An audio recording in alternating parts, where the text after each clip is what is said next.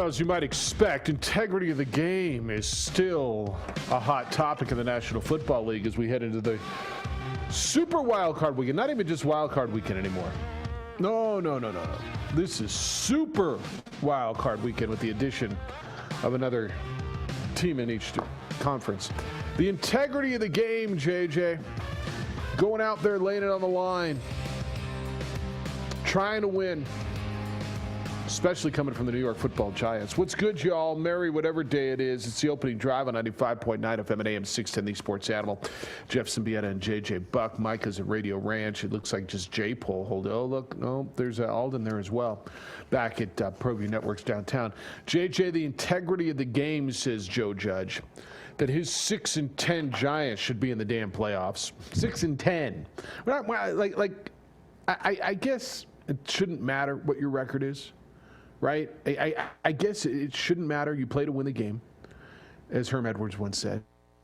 But does it matter if they were 6-10 or 10-6? They're out of the playoffs. And they're out of the playoffs in large part because the Eagles couldn't defeat Washington the other day. And there's still a lot of talk about what the Eagles decided to do at quarterback. And I do lean to the Eagles don't owe anybody anything other than to play to win the game. And the conversation is, did they play to win the game? I'm going to stand by what I said yesterday. I'm fine if they wanted to go give Nate Sudfeld some snaps and see what they got. I would argue that after 2 series, you had a pretty good idea what you had. And your best chance to win the game was the guy who had already scored you 2 touchdowns and was sitting on the bench. But I don't know that they owe the Giants an apology. I don't know that they owe anybody an apology. They're doing what they felt was best for their franchise. They moved up in the draft order from 9 to 6 for whatever that's worth. But Joe Judge, and we'll get into some of his comments, the head coach of the Giants, is irate, as you would expect he would be. But I just, at 6-10, Joe Judge could probably look at a game or two that maybe they could have won throughout the season if not put themselves in that position. Good morning, Doug Peterson has to answer to his locker room first and foremost. If they were okay with the decision, if they felt that, okay, in this situation, Nate Sudfeld, let's go, Jalen Hurts was only 7 of 20. That's what Doug Peterson has to answer to first. Like, to me, the narrative yesterday, too, of some people going, well, it's the same thing as Pittsburgh and these other teams. No, it's not. Like, the NFL knows you get to a certain point, starters are going to rest. And teams have done that, and teams know that that's a scenario going into Week 17 in the NFL season. This was out of nowhere, even with Doug Peterson potentially laying out the plan earlier in the week in a 3-point game in the fourth quarter to have a quarterback come in and, to your point, be terrible when he takes the field. That is all in that locker room. Because to me, too, the talk of, well, you improved your draft position. 9 to 6 is not that big of a difference. It is not in the top 10. If we're talking 3 to 6, 2 to 5, we're having a different conversation. Yeah. The Eagles franchise is not dramatically changing because they went from 9 to 6. No. Like, it's a different conversation in the top 5, not the back end of the top 10. So I'm not 100% in on that narrative either, where it was, oh, this is a complete tank and it's great for the Eagles franchise to move up 3 spots in NFL draft. Okay, if it's a number 2 overall pick, all right, I'm listening. This, not so much. So how is that locker room responding to this? That's first and foremost. If Doug Peterson is going to be able to corral those guys and get their trust back after what was a disastrous season for Philadelphia. Yeah, I think that's absolutely right. The first people you got to ask and talk to are the guys in that locker room. If you can look them in the eye, they're okay with it. And I'm not sure they are. I'm not sure they aren't. I don't hear a whole lot coming out of that locker room. It's not like the Eagles make the most out of their draft picks anyway. Maybe drafting lower would be better. I think they took Jalen Reagor over Justin Jefferson amongst other receivers in the last draft. I mean, they if you take a look at what Howie Roseman, their general manager, has done over the last bunch of drafts, and you would scratch your head a little bit and say, really, you took that guy over that guy? I don't know that I think it's horribly dissimilar to what Pittsburgh did or some other teams did. I mean, to your point, you get to Week 17 and you rest guys. Now, was he resting Jalen Hurts? I think to that point, it's a little different, and he had his other guys out there. Pittsburgh was resting guys to play next week in the playoffs. The Eagles certainly were not. Josh Allen sat the second half to play next week in the playoffs. Kansas City rested guys to play in the playoffs. The integrity of the game at that point is going in. Now, to your point, he did say this during the week. So does that make it any easier to swallow? Look, you got to have two different conversations here. You got to have the world, and then you have to have Giants fans, because the only ones who really have a right to be pissed are Giants fans. I mean, for you and me and the rest of the screaming heads on television or radio, who cares? If the Eagles decided that they need to get a look at Nathan Sudfeld, okay, you got your look. You got your look. I don't know that I think it's horribly dissimilar. Now, I did look at a lot of teams that had nothing to play for on Sunday, JJ. I looked at the game between your team, the Broncos and the Raiders. Those two teams had nothing to play for and fought it out down to the last second of the game, right? And it looked like it mattered to those two teams. I looked at the Houston Texans, who had nothing to play for, but they took a team down to a doink on the last play of the game who had to hit that field goal to win a division. I guess it comes down to integrity game. And we see this in the NBA all the time, right? We hear about load management, guys not playing. Is that the integrity of the game? Towards the end of the year, guys, we hear tanking all the time. Now, I'm not telling you that's what I think Philadelphia did, is tank. We hear about it in the NBA all the time, tanking for a playoff spot. We hear about guys resting for the playoffs. I think first and foremost, you have to take care of your team. To me, were they resting Jalen Hurts for what? For the off season, so he got another half of a day off going into the off season? To me, I don't know that they owed anybody anything. I don't know that they owed the New York Giants anything. If you're a Giants fan, you're pissed, and I got that. But it's hard for me to sit here and buy the whole Nate earned time. Okay, he went in, he was brutal. If you're really trying to win the game, which you're telling me you did, and that's why Jalen Hurts is in there instead of Carson Wentz anyway, then pull him out and put the guy in there that scored you 2 touchdowns and go try to win a game. The timing was terrible, and it came to this. It's the final NFL regular season game, Sunday Night Football. You know what's at stake. It's Washington or the New York Giants, one last playoff spot. And to have it happen in the fourth quarter of a 3-point game, yeah. Like you've said, if you put him in there in the first half or a series or two in the third quarter, it's not working, okay. But to throw him out there, fourth quarter, pull Jalen Hurts, who even we all feel that team would have had a better chance to win with Jalen Hurts at quarterback than Nate Sudfeld. All the stuff that Doug Peterson says after the fact, it's not believable. And I just keep going back to that locker room and those players on the field at that time. Like, I don't care if they were practicing with Nate Sudfeld, some in the first team, and they knew there was a potential to have him on the field. You got to ask the question, if you're, Jason Kelce, who's been one of the outspoken players the last couple weeks, the center for the Eagles, anyone else on that team, do you feel you were still trying to win with that decision in the fourth quarter? So the fact that, and just because I haven't heard it doesn't mean it's not there. Have you heard anything from that locker room? Have you heard the players come out and get upset about it? Have you heard it? Because the fact that I haven't heard a loud outcry, I don't know that I think the guys in that locker room, because I think you're right. That's the first people he's got to answer to. Bleep the media and the New York Giants and Joe Judge. I haven't heard a lot out of them. I mean, it seems like maybe they're okay with it. Yeah, it could be a sense of, the season was over and they didn't want to dwell on it, and maybe more will come out as they have the final interviews, start bouncing places, get a little bit deeper into the off season. Those guys start doing interviews here or there. So it's to be determined. But at this point, there hasn't been a large outcry, and it's just when you look at it, ultimately, you're right. It's down to the Eagles answering to themselves. No one else, because I don't hear necessarily Miami or Indianapolis this weekend mad at what the Pittsburgh Steelers did, because we all can see the big picture. We understand the differences in the game, each team individually at the end of the season. This one is just still so hard to wrap your head around when you have a coach saying, yeah, I was still coaching to win, and yet you make a decision like that in the fourth quarter. Well, I mean, is there a difference, do you think, to them?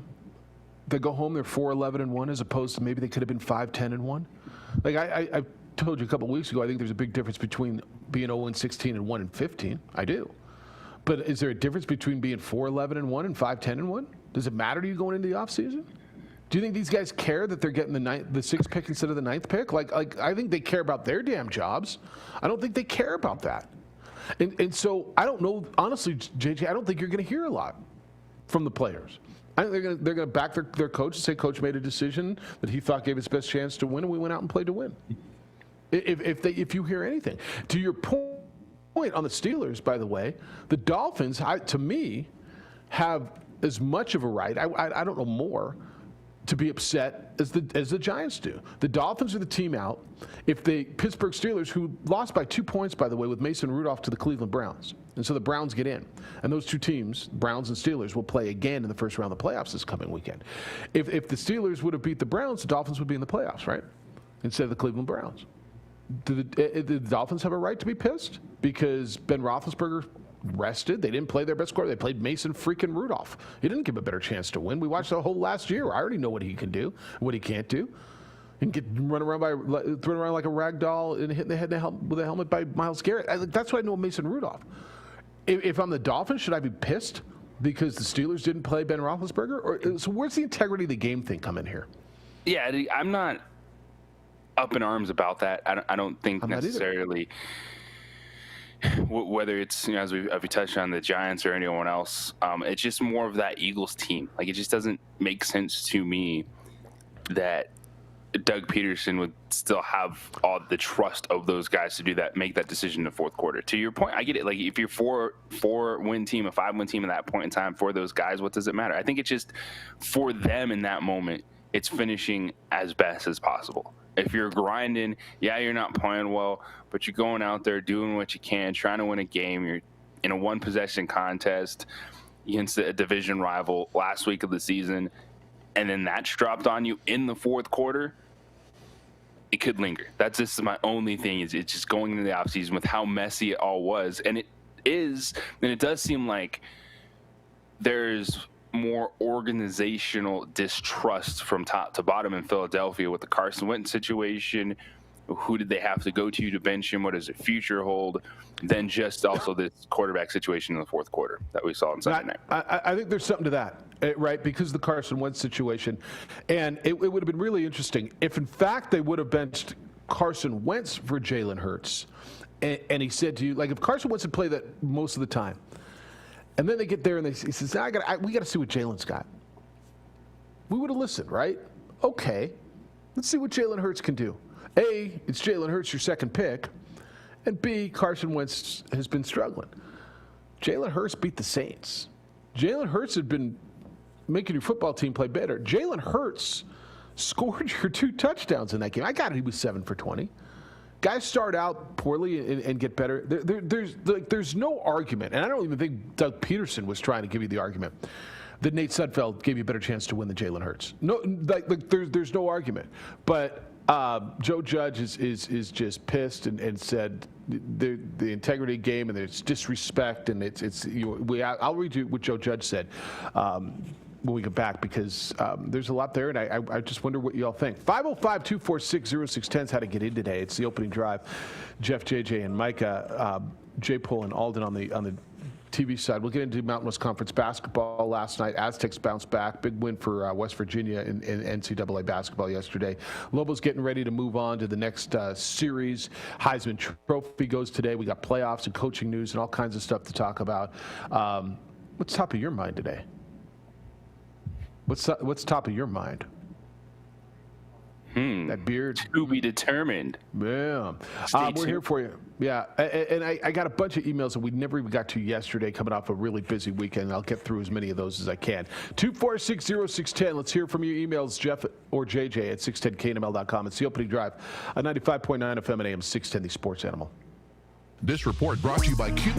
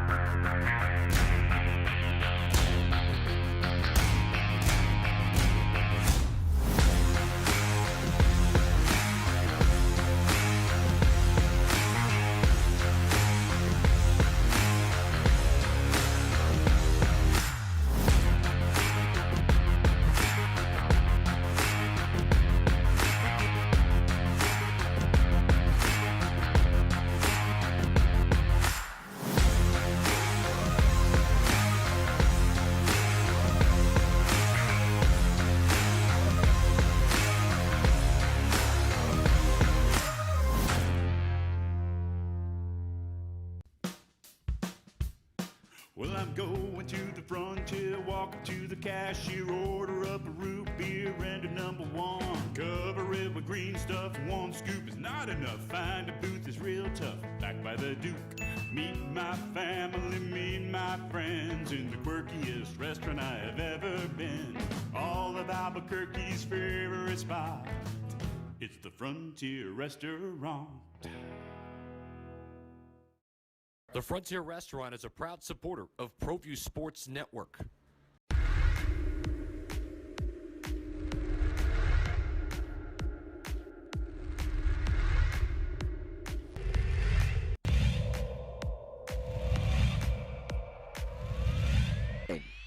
Call it as Javi's looking, and he's got a guy wide open, and it's Gay, and he's gonna walk into the end zone. But he did a good job with it. First and goal, it's Chavez to the middle, and Chavez stops. And Stevens in motion. On the handoff to Mitchell. Look out! Oh, see you later. Take it to the house fly. Cardinals fly.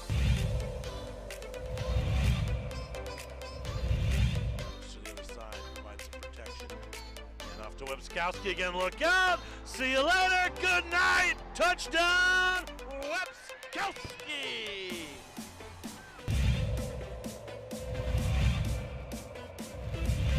An 8. 2 receivers at the top. Harris has all day. He's going to fire to the end zone. Open man. Touchdown. Wildcats. Not a defender inside. A little bit. Webskowski on the sideline. Hasta mañana. He's off to the races. Touchdown, Clovis. Albuquerque this afternoon. 34-24. Rancho late in the third. How about this run? Nice play. Dickerman. He's still on his feet. Touchdown, Wolverine.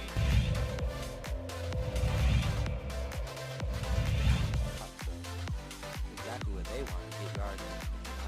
He's going to go for it. He's got a guy. It's real. Final game of the season in the National Football League.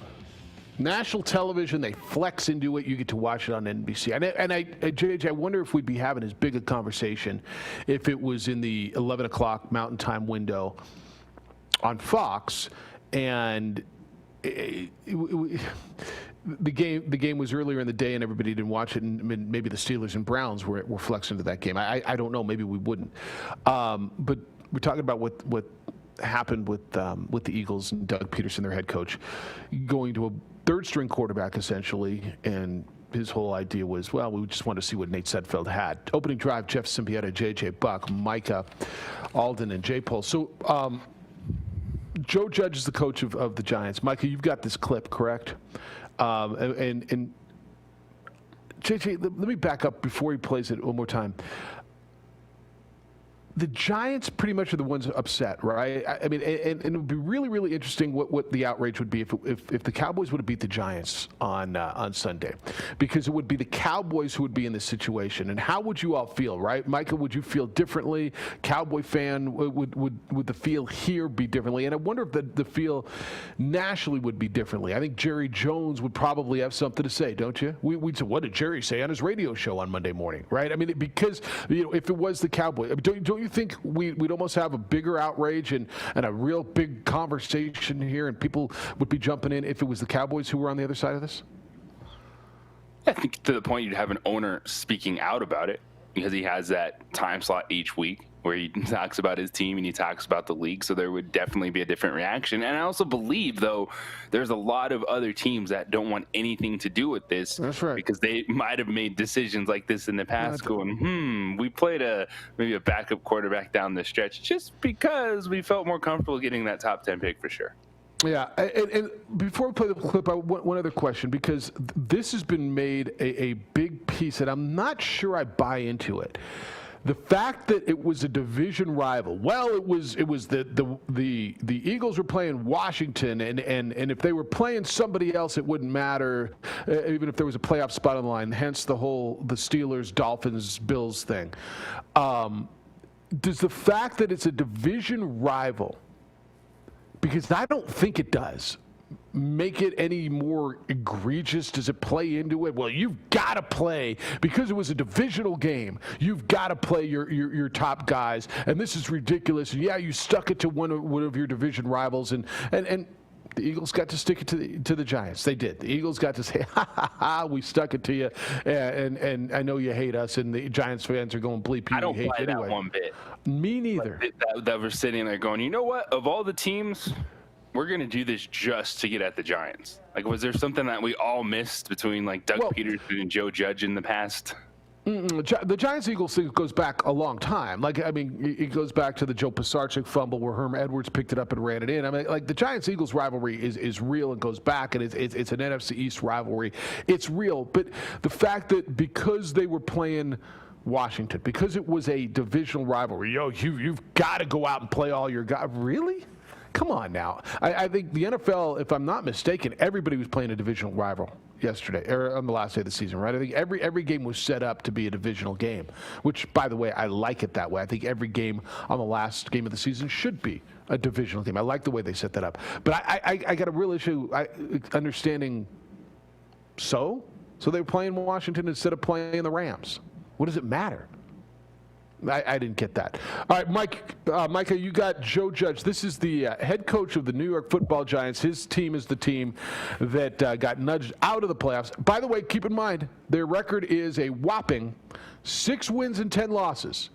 6-10. There's a head coach of a 6-10 team who got left out of the playoffs because Washington beat the Eagles the other day. We had a lot of people opt in to this season. Okay? We had a lot of people opt in. All right, coaches, players, that includes family members as well. All right, so to look at a group of grown men who I ask to give me effort on a day in, day out basis and to empty the tank, and then I can look them in the eye and assure them that I'm always going to do everything I can to put them at a competitive advantage and play them in a position of strength. To me, you don't ever want to disrespect those players and their effort and disrespect the game. The sacrifices that they made to come into work every day and test before coming in, to sit in meetings spaced out, to wear masks, to have shields over those masks, to go through extensive protocols, to travel in unconventional ways, to get text messages at 6:30 in the morning telling them practice is going to be canceled. We have to do a virtual day. Okay, to tell them, please don't have your family over for Thanksgiving. Please avoid Christmas gatherings. We know it's your wife's birthday. Let's make sure we put that one off to the off season. There's a number of sacrifices been made by all the players and coaches in this league. There's a number of sacrifices that come along as well with the family members of the people connected to them.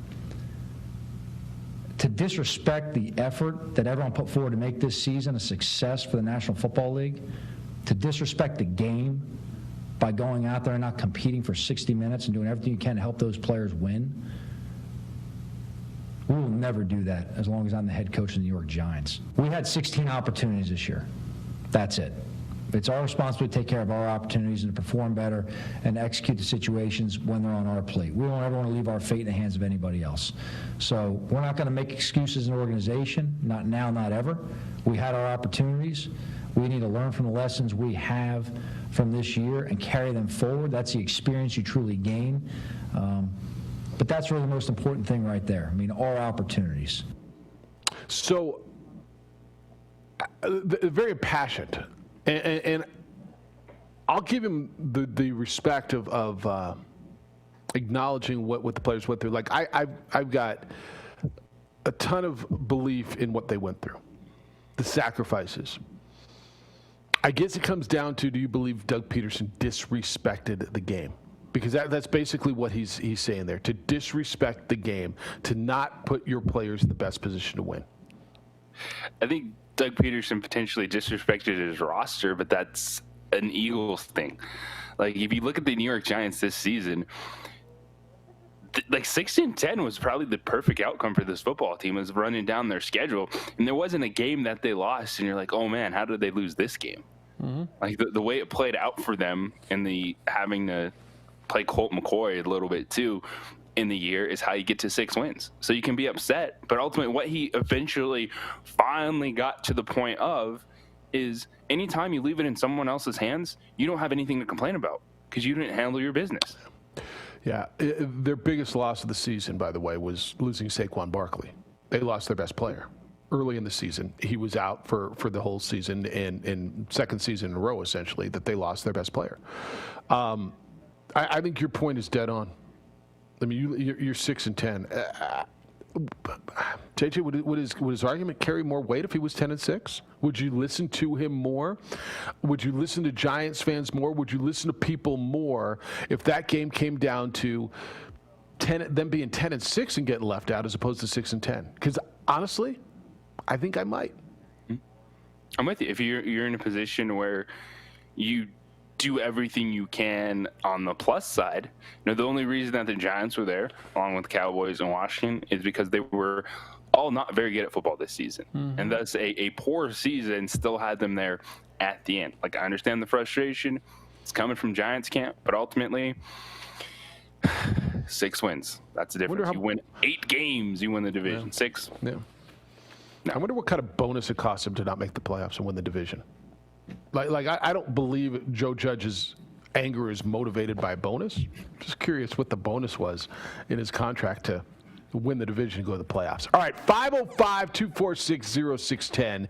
If you want to get on that, you can. I got a ton of emails that we got to get through yesterday. One on Grady's call, one on Rudy's call, and just some takes we had. Lobo basketball coming up. We're looking forward now to the next series. A nice honor for Lobo coach, women's coach over at UNM, which I think is good. You're going to get the Heisman Trophy today. How did the Aztecs bounce back after the biggest, I don't know, JJ, what is it? Was it the biggest comeback or the biggest, what's the other side of a comeback? It was both. What do we call the other side of a comeback? If it's every not a comeback, there is an element of collapse. The collapse is the word I'm looking for. Especially when it's that margin that they overcame. Yeah, how'd they do last night? So we'll get into that. It's the opening drive. Want to hear from you at 505-246-0610. Glad you're with us on 95.9 FM and AM 610, the Sports Animal. It's grabs, touchdown. What a play.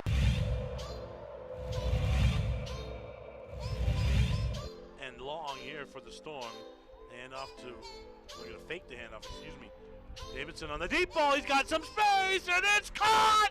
Still on his feet, touchdown, Storm! Wow. Santa Maria!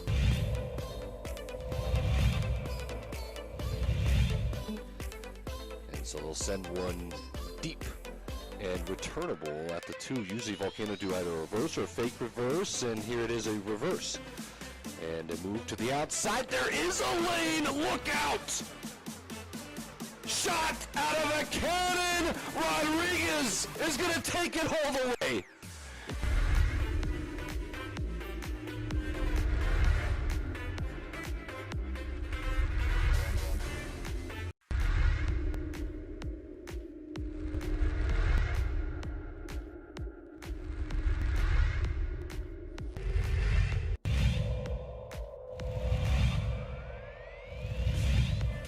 I'll just get a little closer. Oh, instead it's a gorgeous pass. Here's what he'll just shoot it. He's going to go all the way. He's gonna fire at the buzzer and he hits.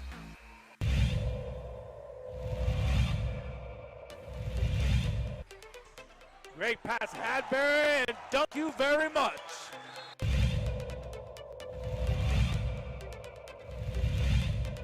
Tie in the district, inside, fly, Eagles!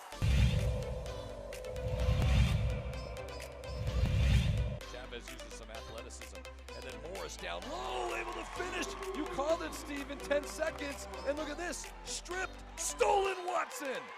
Christian Lucero beats the buzzer! Here's Ian Chavez, the sharpshooter, got it.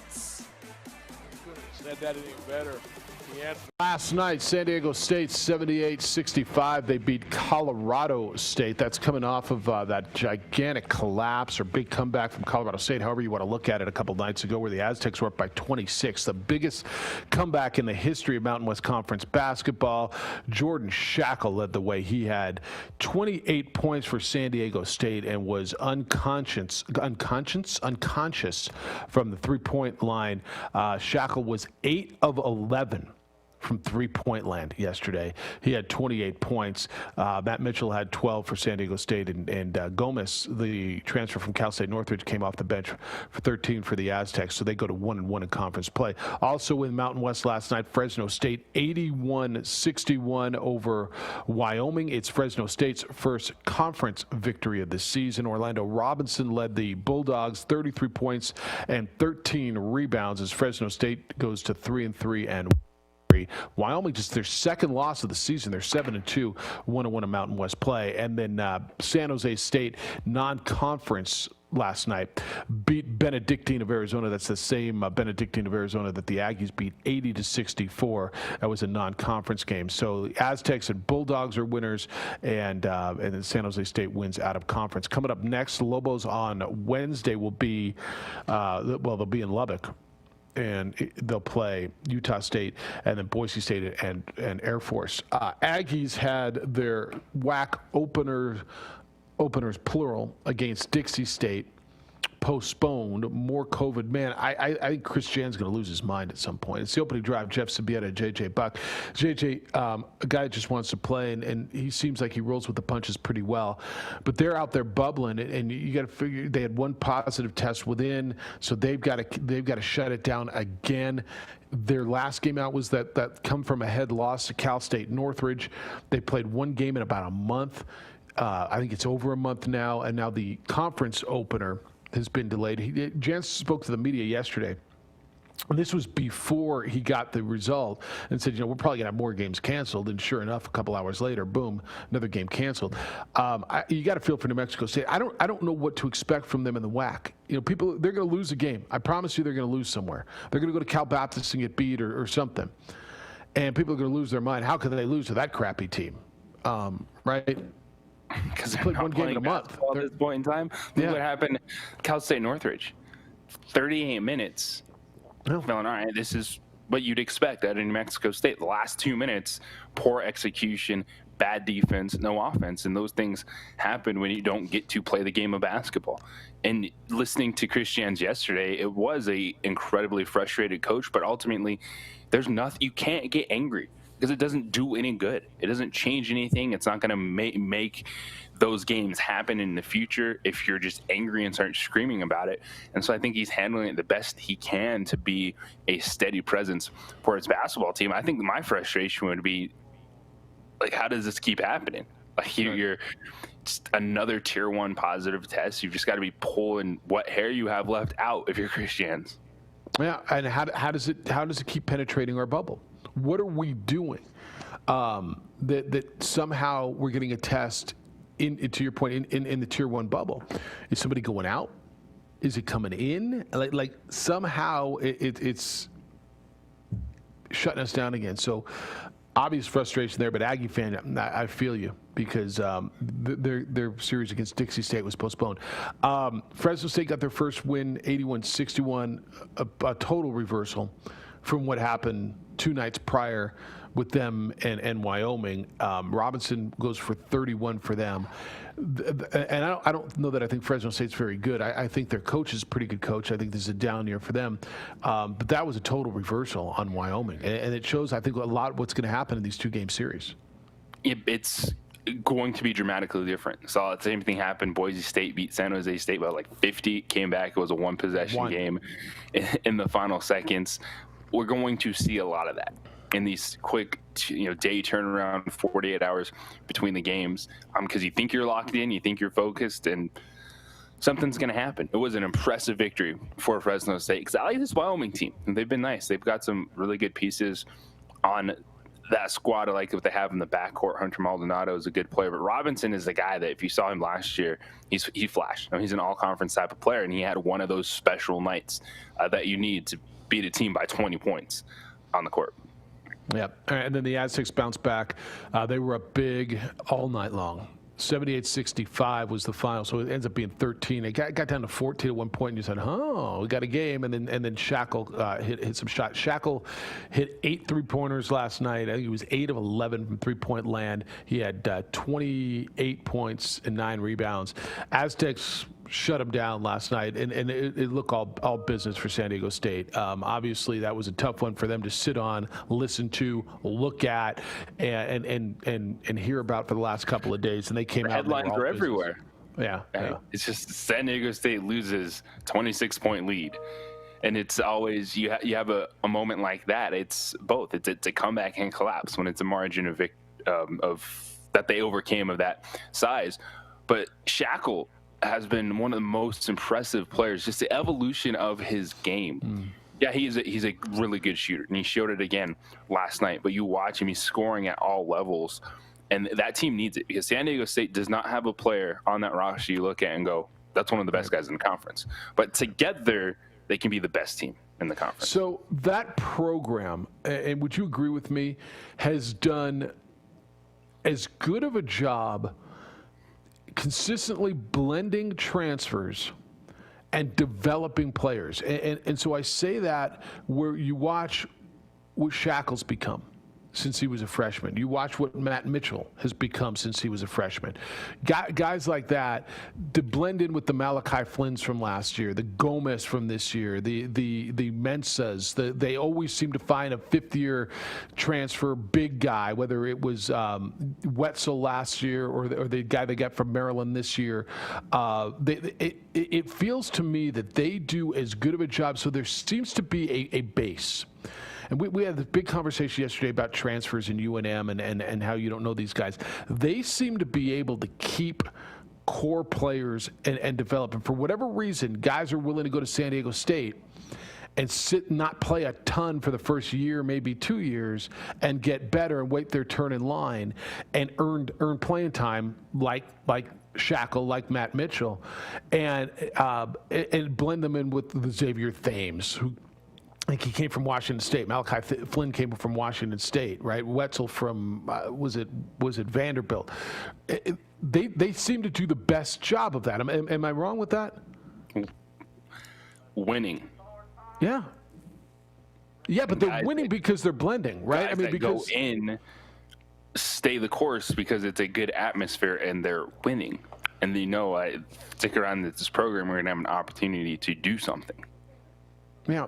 And I don't know what has to come first, or maybe winning has to come first. At some point, they had to build to that point, right? They're getting the transfers because they're winning. A guy will transfer from Maryland and say, do I want to go to San Diego State or do I want to go to Jackson State? Do I want to go to Southwest Texas? Do I want to go, because San Diego State's winning. And they've proven, you look at the Malachi Flynn, again, a transfer from Washington State, ended up being a first-round pick. But I was thinking as I was watching yesterday, because I thought the same thing on the evolution of Shackle. He was a nice bit player. Now he's their go-to guy. And we talk all the time about the difference between a good team and a good program. Was San Jose State football a good team or a good program? Well, San Diego State's built a program that when they're down year, they're going to the NIT. And guys will stick around. And how do you get to that point? Because I think that's the model now in this league. You're going to have transfers. How do you capitalize and develop guys? The McWatch, Malwatch, right? You got to have more than one of him. How do you get 3 or 4? How do you get a program where each year you've got a couple of those guys coming through, getting better, yet adding out of the transfer portal, whether it's Francis or wherever it's coming from? And I think the model is what they're doing at San Diego State. And obviously, I think the other winning is right. Consistency is a big deal, and Brian Dutcher has been there with Steve Fisher for the last 20-plus years, and so I think there's something to consistency as well. And time, which fans don't want to give you, but it takes time, especially when you have a season. Like the Lobos, this year was their roster turn, where they have a lot of young guys that just aren't good right now, but you hope in a year or two they'd be in that position. We've got the development with the transfers, but now this year people are frustrated because you have the transfers with the young guys, and it's not clicking. But they're not at that point where they can have that mesh where, we have developed guys we feel good about versus impact transfers right now. No, it was pretty much a blend of a bunch of young dudes, transfers, a lot of them playing Division I basketball for the first time, and this is what it looks like. Well, you've somewhat got the same mix or general mix at Colorado State. And it looks like it's working. And what, Sneeko Medved, is this his third year? It's at Colorado State, somewhere about that. I know time gets away from me. But it feels like what he's doing at Colorado State is somewhat establishing the same type of formula, don't you think? Yeah, that's this entire league and really so many schools throughout college athletics. I mean, college basketball. Like you might not like it, but it's the way it is. When coaches leave, players realize, this doesn't work out for me. Because we're putting a lot, too, on 18-year-olds and coaches. It can be great in the recruiting process, and then you can get somewhere and be like, you know what, maybe this doesn't work out for us. And then you start bouncing around. There's academics involved. Like there's so much that goes into it. It's a part of it. It's pretty much free agency in college athletics. But to get to a point of stability, it takes time, and winning at a consistent level, which is still really hard to do, which is why it's few and far between, especially when you look at the Mountain West. And what's been the one constant? It's been San Diego State. That's right. No, and you're right. You've got to have the formula, the consistency. Guys got to buy into a program, right? And if you're changing coaches on a regular basis, if you're not winning, because I think Nevada's going to get there, right? I think that people are going to buy into what Steve offered, and plus he's got a 10-year contract, which is going to be hard for him to get out of. So I think you're going to see some consistency there. Yes, but you've got to have guys who say, I want to get in on the ground floor of this. I want to be, I'm willing to come in and help build this. And sometimes it's guys who don't have other opportunities. And then they develop and they become those guys. 505-246-0610. Lobos and Utah State. That will be on, what did I tell you, Wednesday? Is that right? Is that Wednesday or Thursday? That's Wednesday, Friday for the men this week. Wednesday, Friday. So that's tomorrow. If you want to get in on that, you can do that as well. Got some emails. They're coming in, Jeff at 610knml.com or JJ at 610knml.com. Heisman Trophy handed out tonight. Who you got? I'll tell you who I got. It's the opening drive on 95.9 FM and AM 610 Sports Animal. I'm not your grandma. I don't knit sweaters.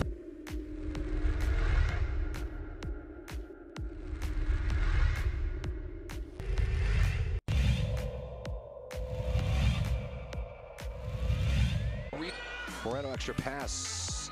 And Watson.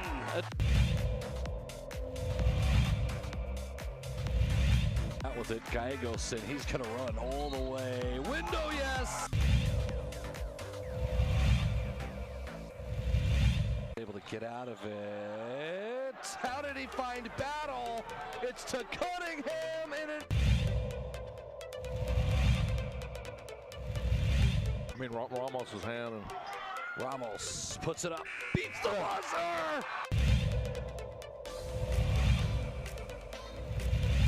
Boy, Jefferson wide open. Jefferson to Daraji. Into Watson with the jam.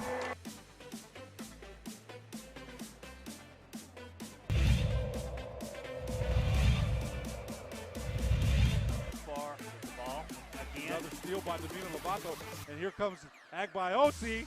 Lob, two-hand hammer. You knew that was coming.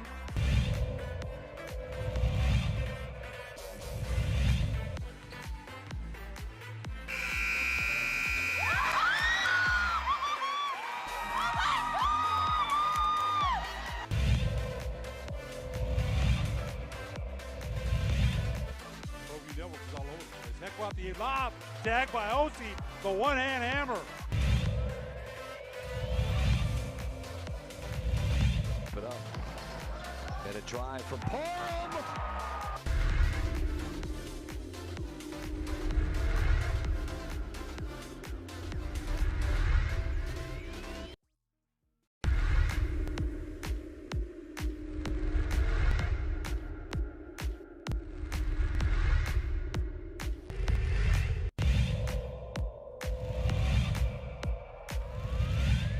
creates space. He gives it off to Rivas for the three, and he buries it. They'll be coming in soon. Double pick set for Avalos. Goes to the right. Avalos puts it up high. Window. Scores it as foul.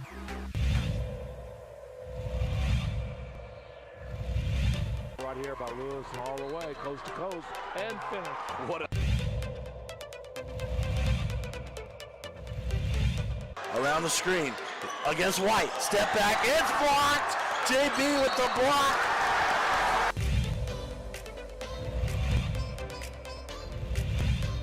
In transition, ahead to hit on for the two-hand hammer.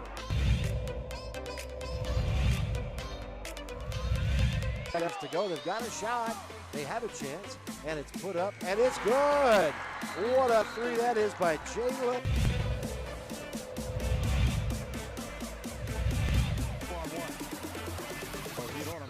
Hidon puts it up.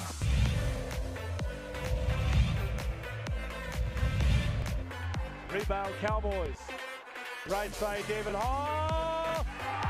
Thank you very much.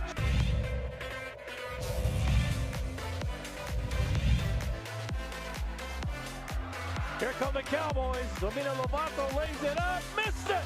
Hey, how about it? Thank you, Lusses. Thank you very much, Raquan Mitchell. Clock at 6. They get it. Barnes Tompkins fires. Yes! Pass up court. This for the win. Blocked by DJ Bustos. Cowboys win. Cowboys win.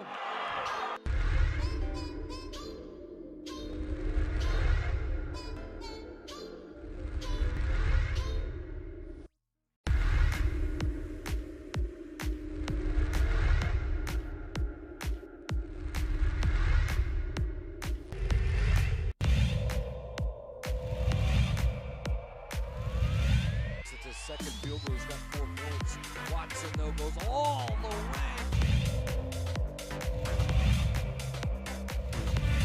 Hit the deck, I should say. Cordova trying to throw it off. Romero, a three for...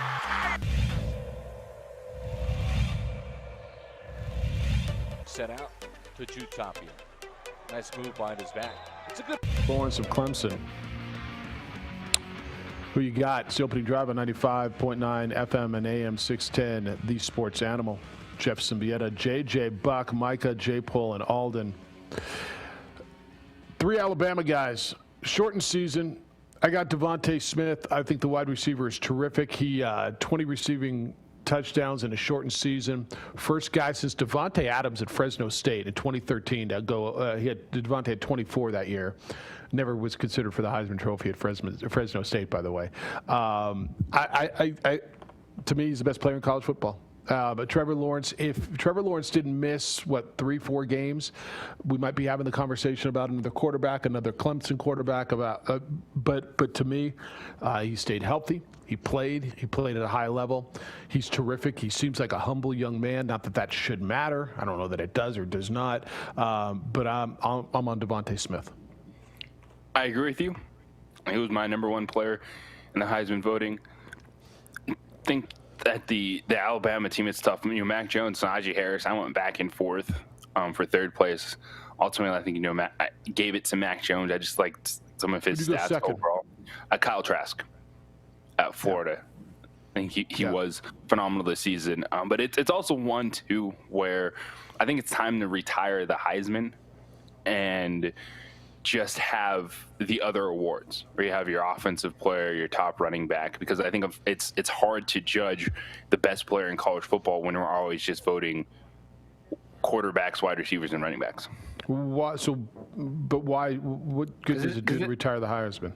Well, because I just don't think we're getting the best offensive player every year, and it's hard to judge who is the best college football player. What the Heisman is supposed to be, because a lot of us don't know the impact an Aaron Donald would have at the collegiate level. If someone is the best defensive player in all of college football, never is going to get that opportunity. Yeah, I'm going to disagree with you. I mean, I think the Heisman's fine. call the best player. Now, does it always win? I think that's. We had a conversation yesterday about most valuable player. Josh Allen may not win, but he was really good. Who was the best player? Patrick Mahomes might be the best player, but he may not win. I think you're always going to have conversation about it. I don't think there's any reason to retire the Heisman. I think the history, and that game is so based in history that I don't think they'll ever consider retiring the Heisman, and I don't think they need to. I think that's why you have all these other trophies, is to recognize the best linebacker, the best center, and the best lineman, and the best defensive back, and so they all get honored, with the Heisman Trophy being the first and foremost. In fact, I think you would lose a lot of the recognition. I mean, and I shouldn't even say this because ESPN Events puts on the College Football Awards show, but I can't tell you that I've sat down and watched one. Like a whole college football awards show, but I've watched the Heisman ceremony. I've watched what that means. Those guys coming out. It's almost like a Hall of Fame induction to me, and so I think it does a lot of good for the game of college football. And I see no reason to retire the Heisman, as long as you understand what it is. Now I appreciate that it would go this year, if it goes this way, to a wide receiver. And it kind of stops the narrative, at least for 1 year, that it has to go to a quarterback, that it always goes to a quarterback. It was a running back award for a while. A lot of running backs were winning that.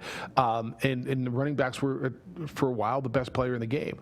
Are these quarterbacks better than any of these defensive linemen? Or I don't know that they are. We had one defensive player win, and that was Charles Woodson, right?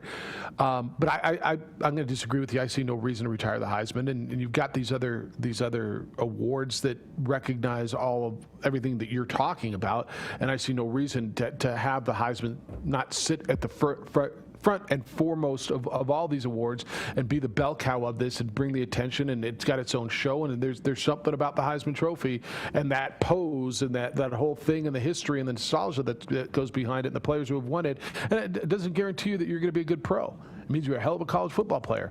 But I got no problem with the Heisman, as long as you recognize it is what it is.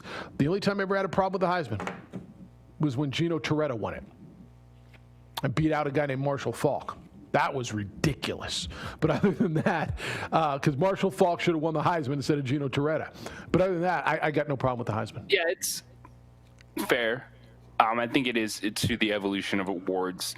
We come to an understanding, whether it's NFL MVP or the Heisman Trophy, most likely has become a quarterback award.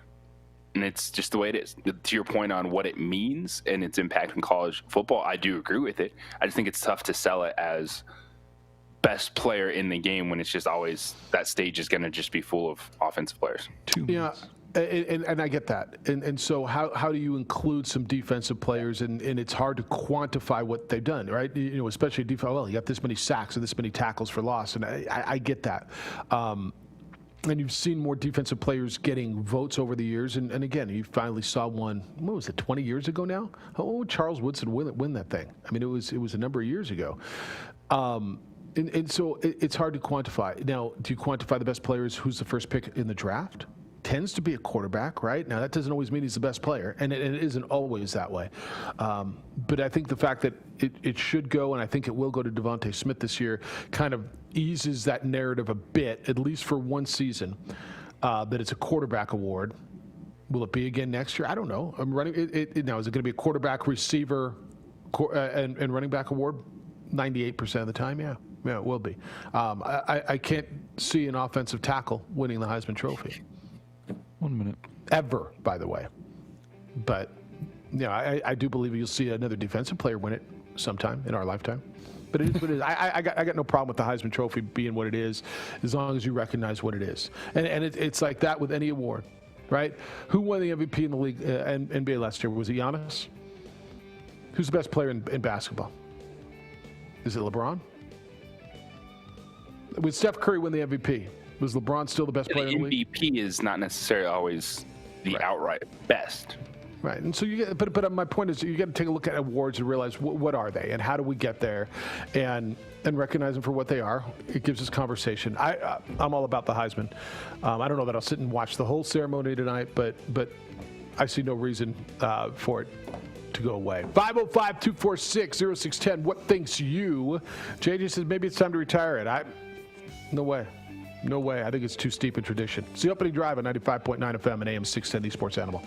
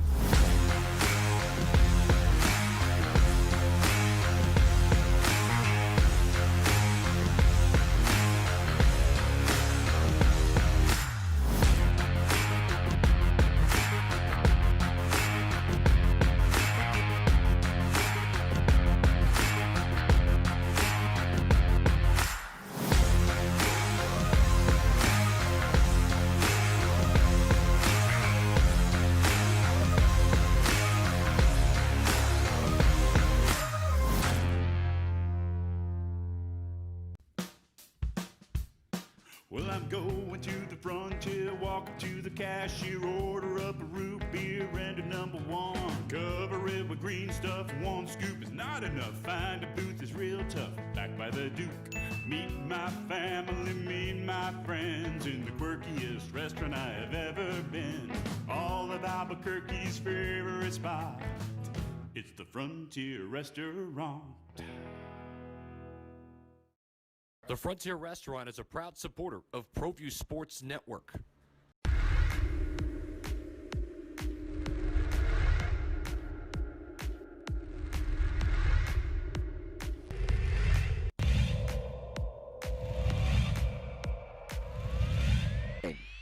Call it as Javi's looking, and he's got a guy wide open, and it's Gay, and he's going to walk into the end zone. But he did a good job with it. First and goal, it's Chavez to the middle, and Chavez stops. And Stevens in motion. On the handoff to Mitchell. Look out! Oh, see you later. Take it to the house. Fly. Cardinals fly. To the other side, provide some protection. And off to Webskowski again. Look out! See you later. Good night. Touchdown, Webskowski.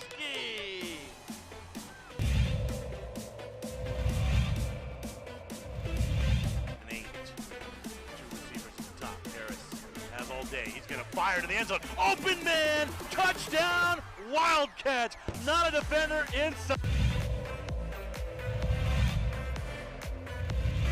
A little bit. Kowski on the sideline!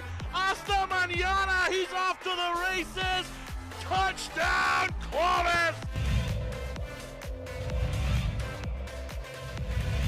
Albuquerque this afternoon.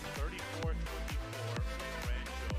late in the third. How about this run? Nice play. Dickerman, he's still on his feet. Touchdown, Wolverine.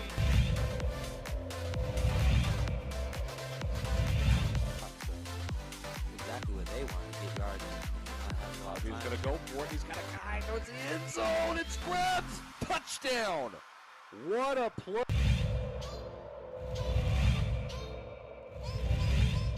And long here for the Storm. Handoff to, we're going to fake the handoff, excuse me. Davidson on the deep ball. He's got some space, and it's caught. Still on his feet. Touchdown, Storm. Wow. Santa Maria.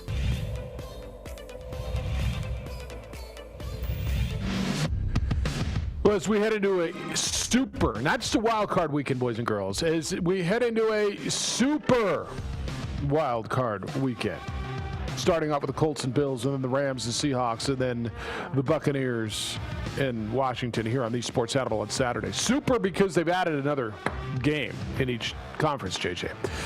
We got Joe Judge talking about the integrity of the game and the respect of the game and how his players have made sacrifices. We get in on that. Got a bunch of emails, Jeff at 610knml.com or JJ at 610knml.com we'll get to.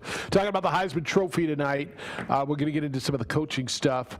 Lowell basketball back at it tomorrow in Lubbock against Utah State. Talking a little bit about transfers. I got a text. It's easier at San Diego State because they're established for transfers to go to San Diego State. I brought up a point coming off of what JJ said about the development of Jordan Shackle at San Diego State, and I said that program is kind of the model. They do it better than anybody in the league as far as molding guys, developing guys, keeping guys around that don't play a lot as freshmen, but by the time they're juniors and seniors, contribute at a all-conference level, and bringing in transfers who compete at all conference levels. They do it better than anybody else. And I said, I think a big part of it is because of the success they had. You said winning, consistency, and I got, it's easier to do it there. I got a text on that because they're established, and that's what the program is. So I don't know what comes first and how do you get to that consistency level, but you've got to have guys that believe in what you're doing and are willing to say, hey, I might not play the first couple of years, which, by the way, in its own right in college basketball is a hard thing to find, and say then I'll be able to earn a spot and earn playing time when I get into my upperclassmen years. Yeah, your question was, how do you get there? Not, we don't understand how San Diego State is doing it. We know how they're doing it. They've won a lot. Players want to go there and buy into that culture, but it's also a hard thing to do. There's going to be more ups and downs for everyone else, because every fan base, every school thinks, hey, we can do that. Why aren't we doing this? Well, there's only a few teams that are doing this year in year out, but how do you get to a point where you can build to that? And especially in the Mountain West, where you're going to have a lot more valleys, because it's going to go like this, peaks and valleys for a lot of these teams, and you have to be able to mesh, to your point, development with transfers, because transfers matter. Impactful players matter, because also what you don't get a lot of is time. Because fans will sit there and say, we want to see development, we want to see these guys stick around for 4 years, but how many people are done with Paul Ware? Now, it could be what they've seen to this point in time, but already 5 games in, you have a young roster that there's a lot of turnover, and it's not just all transfers. You're trying to develop Byron Matos and these other guys, Nolan Dorsey coming in, Excedra, Quach a sophomore, Wegscheider a sophomore, and everyone's like, nope, they can't play. Move on. Yeah, I'll go you one better on that, and then we'll go to the phones. How many of the people who were done with Paul Ware are the same people who were done with Craig Neal after 2 years? Right? I mean, and I get it, man. You're tired of losing. It's been a long time around here since you won. You can tell me about the success of Lowell basketball all you want, but it's been a while now. Are we coming up on a decade since you were winning around here on a regular basis? When was the last time you won a league championship? 12 or 13? I mean, right? We're getting there. It's been a while for a program that bases, an athletic program, an identity, a sport fan base who for so long has based their identity on their local basketball team. And so I get the frustration, but your point is so right. How many people are willing to build that? And I get it. You want to see progress. You want to see the guy. I'm not telling you you're right. I'm not telling you you're wrong. I'm just telling you, like any other sports fan base, doesn't have the patience to go out and get that done. Edward, good morning. You're on the Quan's Auto Care Hotline. Good morning, Edward. How you living? Well, you know what? I'm living like it's a couple of months past Thanksgiving, but it's a delightful day in the Lanham and Chapman, 5 days into the new year. Hopefully people haven't busted their resolutions yet. I always try to reinvent myself a little bit and not make resolutions, but that's my philosophy, not others. But it was a long week without you. JJ held it down, and we're glad you're back. You're a Renaissance man, my friend. Is that right? And it's good to hear your voice. I have some good content today, I believe. I have a couple of bones to pick. One with Jason Kelce from the Eagles with his diatribe yesterday. Let me say this about Jason Kelce. The same coach that he feels bailed on the team led them to his only championship. And every player and every fan in this country would be delighted and elated if they won a Super Bowl in the last 3 years. And he wasn't saying that when he was in his bird suit at the Super Bowl championship parade. And to me, he's a clown. I mean, he had made some pretty good points, right? It's not. Why can't they both be true? Why can't they both be true? Why can't the same guy who led him to a Super Bowl let him down this time? You're right, and they both can be true, right? They're mutually exclusive. They can both be true. But I think what Jason Kelce needs to understand is he's an employee, and employees pivot and shift quickly. Not employees, employers, businesses. Where I work, they shift on quite frequently, and they're saying, "Here's our philosophy. We still have a culture, but we're going to change things quickly and get on board real quick." And you need to go with us. Go ahead. I'm sorry. Yeah, and you need to change with us, but employees don't always have to agree with that. I agree exactly, and to his credit, he can voice his opinion, right? I'm not a big fan of the Kelce brothers in general. The best thing about them is they both went to the University of Cincinnati, so that's a plus. But there's a little bit of bias. But I think his diatribe, you know what? Just deal with it, man. Logan Ryan, two-time Super Bowl champion who plays for the Giants. I'm going to quote quickly off of Peter King's Twitter. This is coming from a Super Bowl champion's perspective. We won 6 games. That doesn't give us as much right to get pissed off about this. That's a champion's perspective right there. They won 6 games. Maybe get Evan Ingram to stop dropping critical passes than complain about other teams tanking, right? And I understand they were upset. But Joe Judge comes from the Patriots organization, and I understand respect for the game. Nobody got disrespected. People tank all the time. You don't think the Jets and Jacksonville laid down to get sunshine? And Urban Meyer, hopefully? By the way, if Urban Meyer gets his $12 million a year, the Jacksonville Jaguars will play in their, 3rd or 4th AFC title game in the last 20-some years. They'll make the AFC title game within 3 or 4 years. Bold prediction. So those are the two bones that I had to pick. Briefly, Thomas Edward Brady, 4,600-plus yards, 40 touchdowns. Let me say this.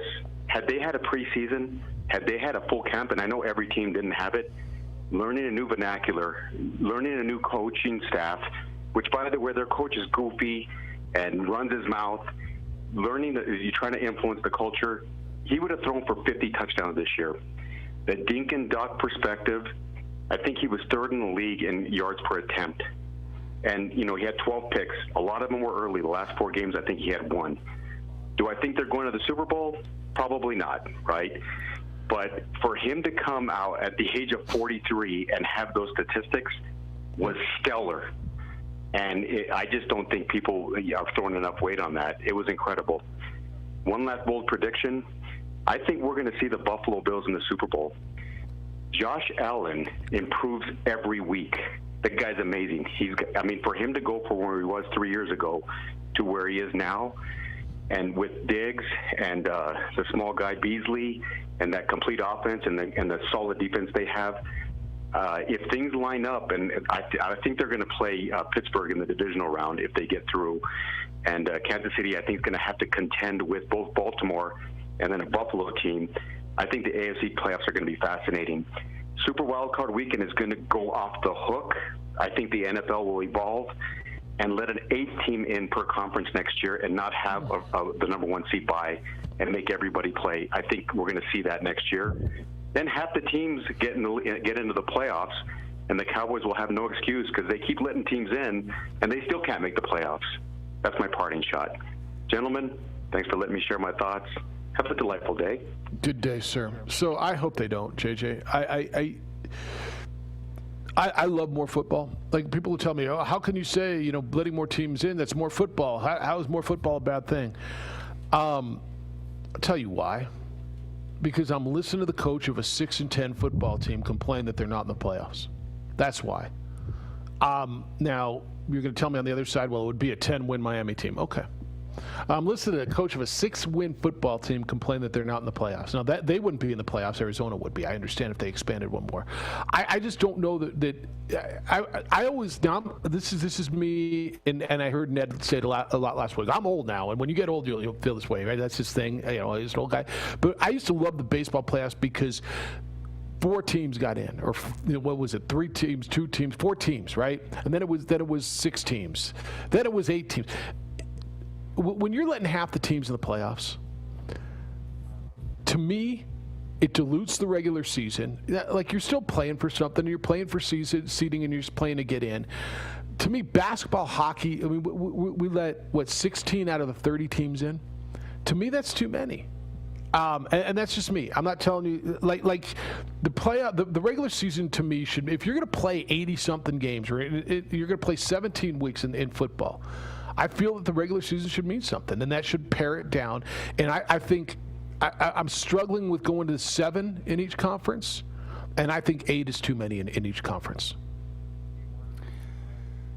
I'm fine with it because ultimately, when you get to the postseason, you play it out. You got to play to win the game. Like, we're not crowning regular season champs. We're crowning postseason champions. There's a difference. Yeah. So to me, 6-win team gets in there and wins 2 games. So be it. Is it the best product? Is it the best way to decide? Well, that's the playoff format. That is how we decide things in American sports, is via a playoff. I understand that at some point in time, it gets watered down, but also we see most of the time those teams are weeded out in the first round anyway. When you're talking about a postseason, how many Stanley Cups did the Kings win? 2 from the 8th seed. Yeah, they won once. But right, okay. I'm not. Please don't misconstrue what I'm saying. I'm not saying crown a champion in the regular season. I've said many times a champion very often is not the best team, and I never have a problem with that. Never have a problem with that. If to get in the playoffs, I just think, and we saw 5 seed play for the NBA championship this last bizarre year in Miami. 5 is fine. To me, I think the playoffs work. This is one of those, to me, this isn't broken, man. The NFL playoffs weren't broken at 6 teams per conference. In fact, it made the competition to get into the playoffs that much more. It made every game in the regular season meant more. I don't think we need to make every game in the regular season mean a little bit less. I don't need to. We don't just completely having to continue to reward mediocrity. And let's see how many 8-win teams we can get in. Well, Jeff, Miami was left out 10 wins. I got it, and that's going to happen. And Arizona was left out with 8. I mean, do we need to continue to keep rewarding 500 teams? To me, we don't. In the NFL, in the NHL and the NBA, we often. In fact, I would tell you probably more often than not, have teams with losing records get in the playoffs. Well, to me, why are we continuing to reward more and more teams? The answer is money. I don't need it. I don't. But that doesn't mean it's not going to happen. Dollar bills, Joe. I get it. And also, though, the other sports, those teams are weeded out early. Football, it's been different. Sometimes. We've seen some of these wild card teams really go on a run. You don't see it. The NBA, an 8 seed doesn't make it to the conference finals. The 7 seed doesn't make it to the conference finals. So it's just what was wrong with 6? Playing those games, and then nothing was wrong with it, but it was just a season of these dudes weren't making as much money as they had been in the past. So let's get some more television slots in the postseason. So you feel better at 7? Like do you feel this product? If the Rams and who's the bottom seed in the and the Colts were left out, would you feel like there was some disservice that happened here? No. Me neither. 505-246-0610. You want to see playoffs expanded again? We just expanded them to 7. Baseball playoffs were expanded again last year. Let them all in. Isn't that what they said in college basketball? It's the opening drive on 95.9 FM and AM 610, the Sports Animal. I'm not your grandma.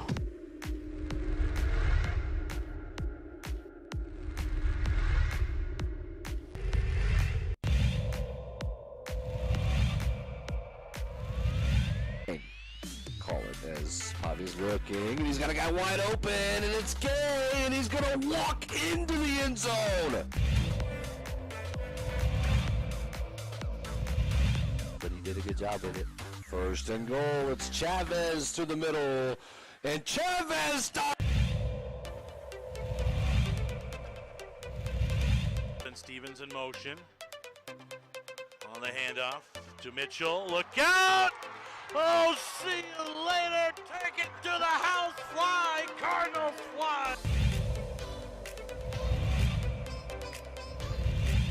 To the other side, provide some protection. And off to Webskowski again. Look out. See you later. Good night. Touchdown, Webskowski.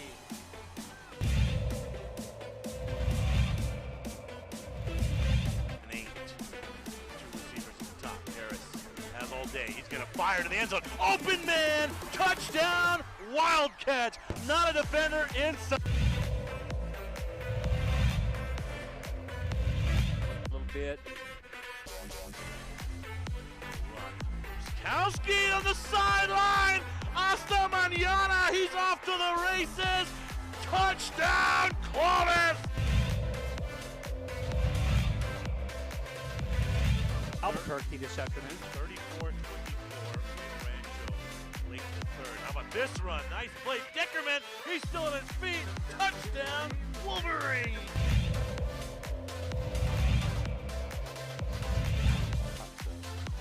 Exactly what they want to get yards.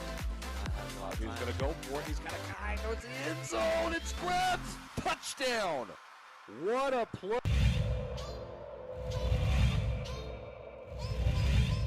And long here for the Storm. Handoff to, we're going to fake the handoff, excuse me. Davidson on the deep ball. He's got some space, and it's caught. Still on his feet. Touchdown, Storm. Wow. Santa Maria.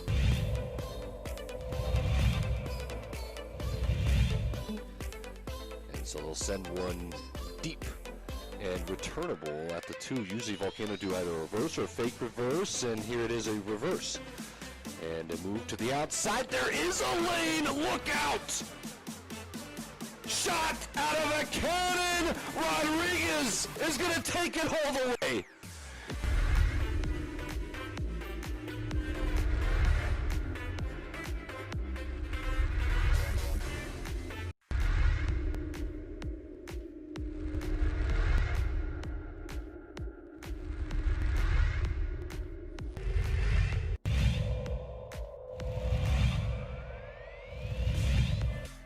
Let's get a little closer.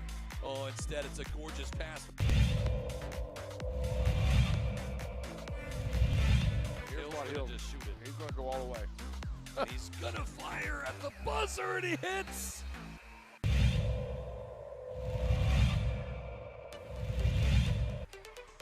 Great pass, Hadbury, and thank you very much.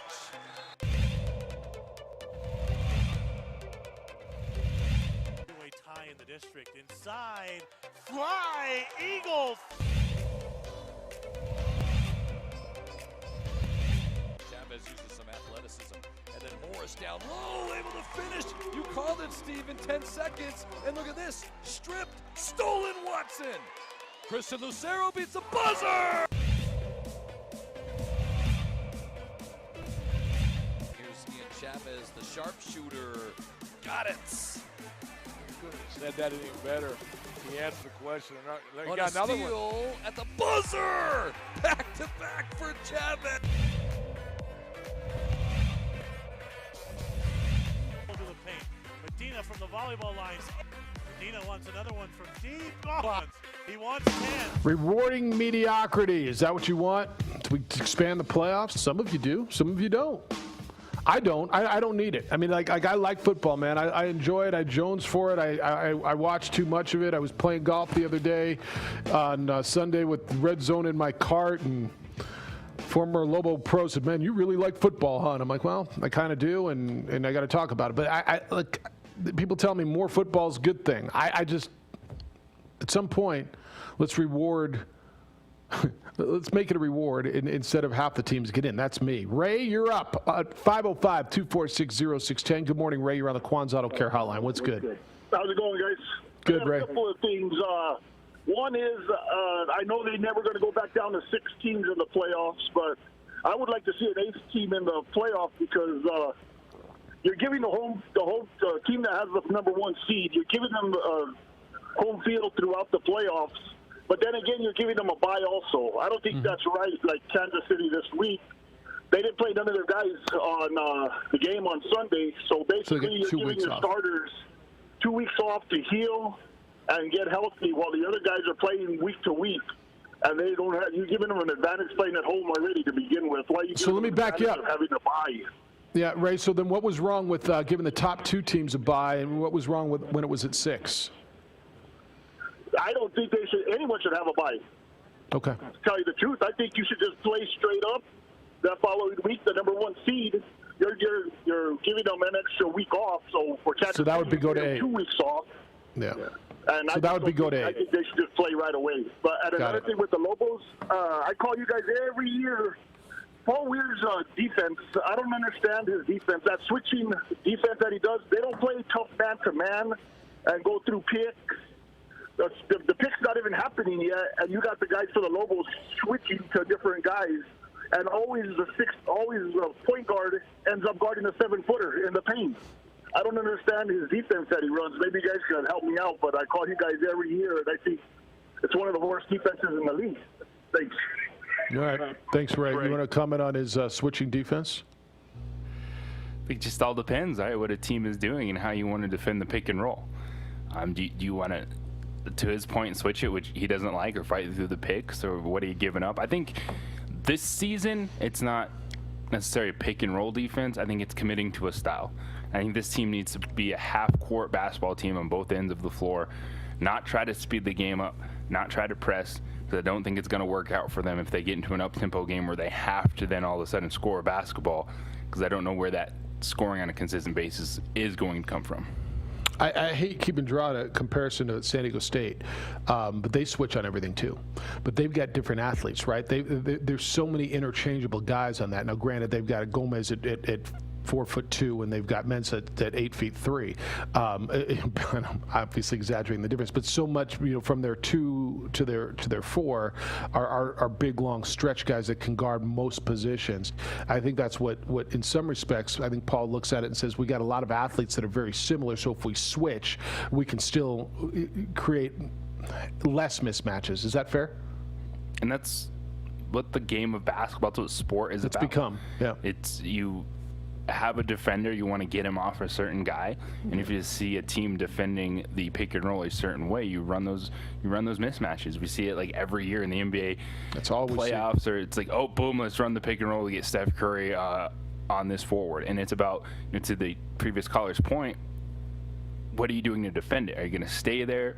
Are you going to fight through the screen? And yeah, those are all just like individual matchups within a game, but I think it's a bigger picture right now with Lobo basketball, more so than just some moments in the pick and roll. Yeah. All right, Paul. Good morning. You're on the Quan's Auto Care Hotline. Hello, Paul. Good morning, guys. I'm really torn on this because I'm old school, and awarding mediocrity is tough for me to accept. I mean, this has been unlike any other season I've ever experienced, but then again, at the same time, it gives us an opportunity to see a young team like Washington peaking at the right time, and for us to be able to see this young defensive line who possibly can go in, and I actually give Brady struggles with tough defensive fronts, and I have a feeling they're going to go in and they're peaking, like I said, at the right time, and they're probably going to go in and upset Tampa. So at the same time, I'm torn on it, but yet, it kills me. And to see teams that with losing records, man, be awarded with a playoff spot like that, and to get to that other caller, he had a great take when it came to maybe switching things up a little bit with the whole bye situation. I don't know how many years we had to see New England dominate their worthless division for I don't know how many years, get a break, and then be fresh throughout the whole entire playoffs when teams were banged up going in. So, and Kansas City, the same thing this year. They dominated this weak AFC West, and now they get a break, and they get to heal up and get things right. And so maybe it's time to change things up a little bit. Yeah, no, it's good. You would still get Tampa Bay and Washington. What you wouldn't get is the Rams and Seattle, right? The Rams would be out. Seattle would be the 2 seed, and so you would still get that 4 or 5 matchup between Tampa Bay and Washington. But I see your point. I guess do you want to see the Dolphins in the playoffs? Did you want to see the Dolphins back in? Would you want to see Arizona this year? And that's where it comes. But I appreciate the call, Paul. Thank you, JJ. His point. Not a problem. You guys have a great day. Thank you. You too. You too. His point is the bye too much of an advantage, and I'm listening. Because New England always had a bye. And I didn't really think of it in these terms. He's right. Typically, they had everything wrapped up by week 17 and sometimes by 16. So not only were they getting a week off, they were getting 2 weeks off or 3 weeks to rest up. Now you could tell me they earned that under the rules, and you would be right. That's what they did. They went out and they ran away from everybody, and they earned that luxury. But is that too much of an advantage? Is it too much to tell Kansas City this week, basically you're getting 2 weeks off? You didn't have to play your guys last week. You don't have to play this week, and you get everything at home. Is that too much of an advantage for your 1 seed? No. I think if you're sitting there talking about you want the regular season to matter, that's the most impactful thing, is then being the number 1 seed in your conference. And that's why I think 7 can work moving forward, because you have that one carrot. Say, all right, hey, 1 seed, you can play, you get that bye, you get a step forward, rest, home game the entire way through. If you win out, everyone else play it out. But if it does go to 8, then I think you would see a change in which the bye week is completely gone. So it is, I guess it comes down to, is home field advantage throughout enough of the carrot? Is that reward enough, as opposed to giving a team a week off?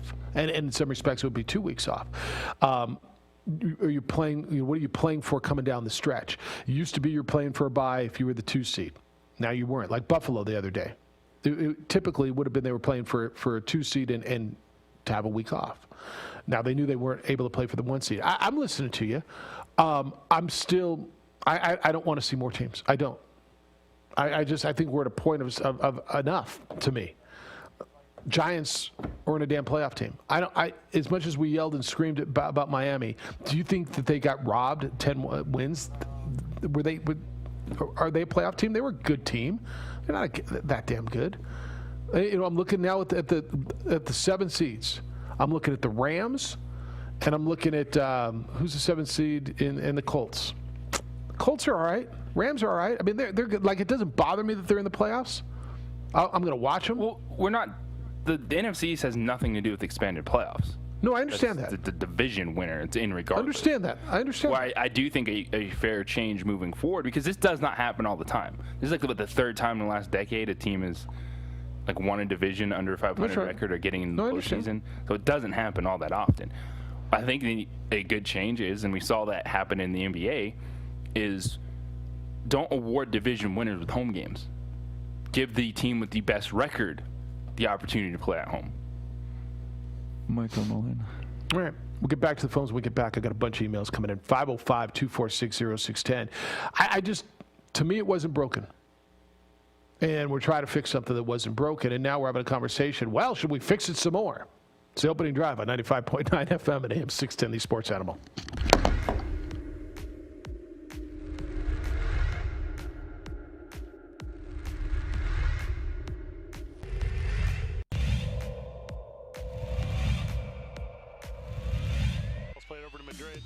Plays it across the box off the dasher. It's settled. Shot on by Garcia.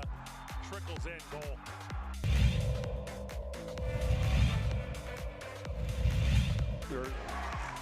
Chavez blocked at the rim. And here's Dorian Lewis to Watson. Shot on and just wide. Big deflection. Goal.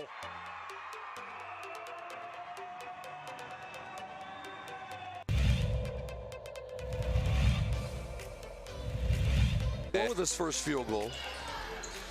Look at that. That's gorgeous.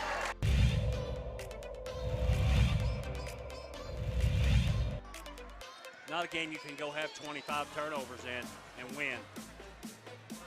Get that out of here, Watson says. Here comes Hodnett all the way. He's blocked in return.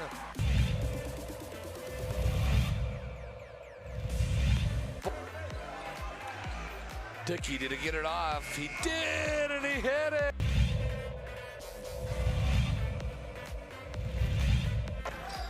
They're really... Oliveras. Wild 3, and it hit.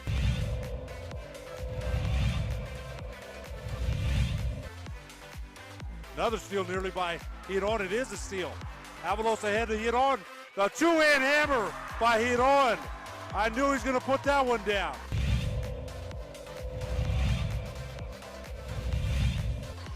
ProView networks tonight. District mashup there. Davidson took it away in transition. Might be time for a jam. Yes. Oh!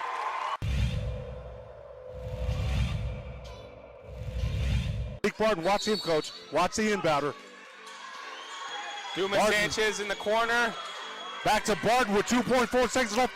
Fires for the win. Hey, he got it! And it's good. Oh my God! On the last second shot. He did. Oh my God! Banks it in from 25 feet and watch the celebration right in front of us. What a shot by Barton. He was double teamed and somehow found a way to get it in. Ramos to Gaxiola, high window for the win. It's good. It counts. Gaxiola with the game winner for a Driscoll Heritage.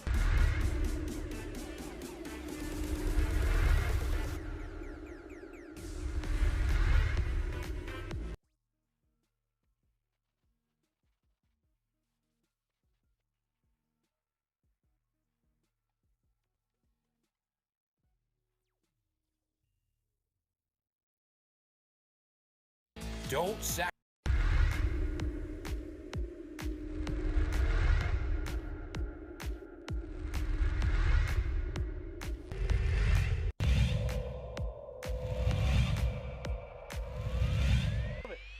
Let's see if Melfi can cash it in.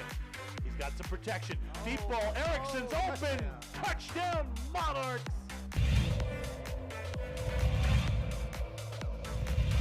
Second and 10. Smith looking, and he's going to fire over the middle, and he's got his guy, and it's another big play.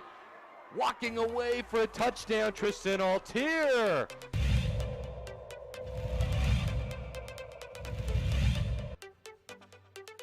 Going to hand it off to Chavez. Chavez breaking tackles. Look out. Chavez up the sideline. Stays in bounds. Touchdown. Volcanovic.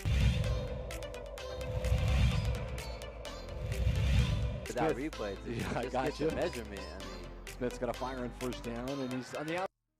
Point. Edward tells me my point on the 8th team getting in is based more on generating more revenue for the league. Yes, there's some reward for mediocrity, but the money will drive the decision. No, I get that. I understand why they're doing it.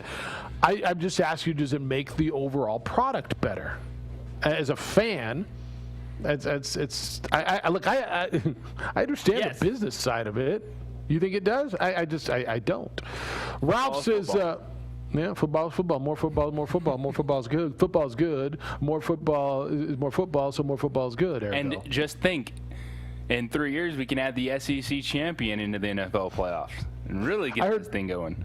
I heard Brandon yesterday tell TJ Trout over on News Radio that if you put Alabama and Jacksonville Jaguar uniforms, they'd have won a game or two.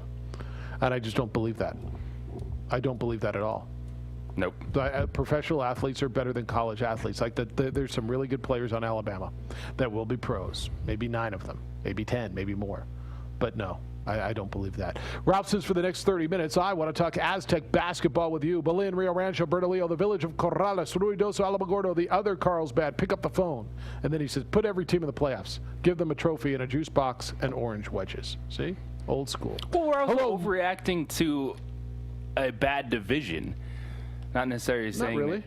Yeah, because who's on the out? Who would be on the outside right now in the AFC? It's 10-win teams. Yeah, it'd be the Colts and it'd be the Cardinals. That would be the teams in. Last year we were having this conversation. It would have been the Steelers and the Rams were the next teams in if they'd have gone to 7 last year. I could do with them or without them. I'm not going to lose my mind. To me, I don't need to continue to expect. Let them all in. Mike, good morning. Thanks for holding. You're on the Quan's Auto Care Hotline. What's up, Mike? Good morning, guys. Good morning, Mike. Happy New Year. Merry New Year. I just want to make a comment on the Lobos. Yeah. I was just lost a few games and looking at their roster and all that. It seems like we're having to start all over again. With all these new players, it's kind of hard to get a team together like that. I think some of these, the Lobos don't have one-and-doners. Some of the players that played last year should get more playing time. You got like 3 of them. Just observing. Yeah, but there's like 3 guys there, right? You got Malwatch, McGee, and Vegscheider and Quatch. There's 4 guys from last year. 4, right? There's Arroyo. And walk-ons, Patterson. So you think Patterson should be getting more playing time? Well, why not? Try him out. I don't. If he doesn't do well, don't play him. I just think Weir's over his head. He's in over his head. Okay. All right, Mike. That's I my appreciate opinion. you. I might be wrong, but no, that's all right. It's your opinion. Thanks. For letting me in. Thanks, Mike. Appreciate it. I mean, the answer is not play Clay Patterson, play your walk-ons more. You know what they can do in practice. That's like go out and I wanted to see what Nate Sudfeld had, so we can play Jalen Hurts. No. Do you want to see more of Vegscheider and do you want to see more of Emmanuel Quach? I think they're getting their minutes. That's what practice is for. That's when you earn your time. If Clay Patterson would earn time, if Jordan Arroyo would earn time, then they'd be playing. JJ, I think this where it comes down to the mix, right? Malwatch and McGee are going to be key cogs in this. Maybe Quach and Vegscheider will work their way in, and then you're going to mold them in with guys that you've brought in that next year you're going to say in those are the guys that are coming back. I don't know that you're going to say let's roll out the walk-ons and let's see what we can do more because they're from Albuquerque or from Rio Rancho. I understand the frustration wholeheartedly. I'm just getting lost on this conversation because weren't people so upset with the character of last year's team and what happened? Well, shouldn't they have been? Yes, but then what do? You bring in a bunch of young players, but yet that's not good enough now because they're not good, and then you have people saying, well, you need to develop. Well, that's what you're trying to do at this moment in time, but he can't coach because there's young undeveloped players. So last year was the hoorah. Like last year was the year where you're hoping to have the success and then say, all right, we have to rebuild. Fortunately, everything happened off the court because that team, if it was Caldwell, Bragg, Jackson, Lyle, and they might not have got along great, but they would have won enough in Mountain West to have people's attention. Yeah, and so you said if 5 times in there, and I think that's what's really got people upset, right? So I hear you on the patience thing, but you're saying, okay, if that, but it didn't. And why didn't it, and who takes responsibility? That's where guys like that are coming from, right? You can tell you rolled the dice and you lost. I mean, it's the bottom line is you're playing craps, and the 5 was the number, and you put it all out there and you crapped out. And you lost. And so whose fault is it? And that's what people are saying. Whose responsibility is it that it didn't work? And ultimately, it's got to come down to the coach, right? You had Lyle and Bragg and Caldwell and Jackson, and you started off 10-1 or whatever, and then it all blew up in your face. Why? And so. Bottom line is, and where a guy like that's coming from, and where these Lobo fans that are so upset and don't have patience to go through this rebuilding process again, you're telling me last year was it, but we didn't get to experience it. If you'd have experienced it, if all those ifs became, look what happened, then I think Lobo fan would have a hell of a lot more patience this year saying, all right, those guys are gone, but man, we made a run last year, even though there was no tournament.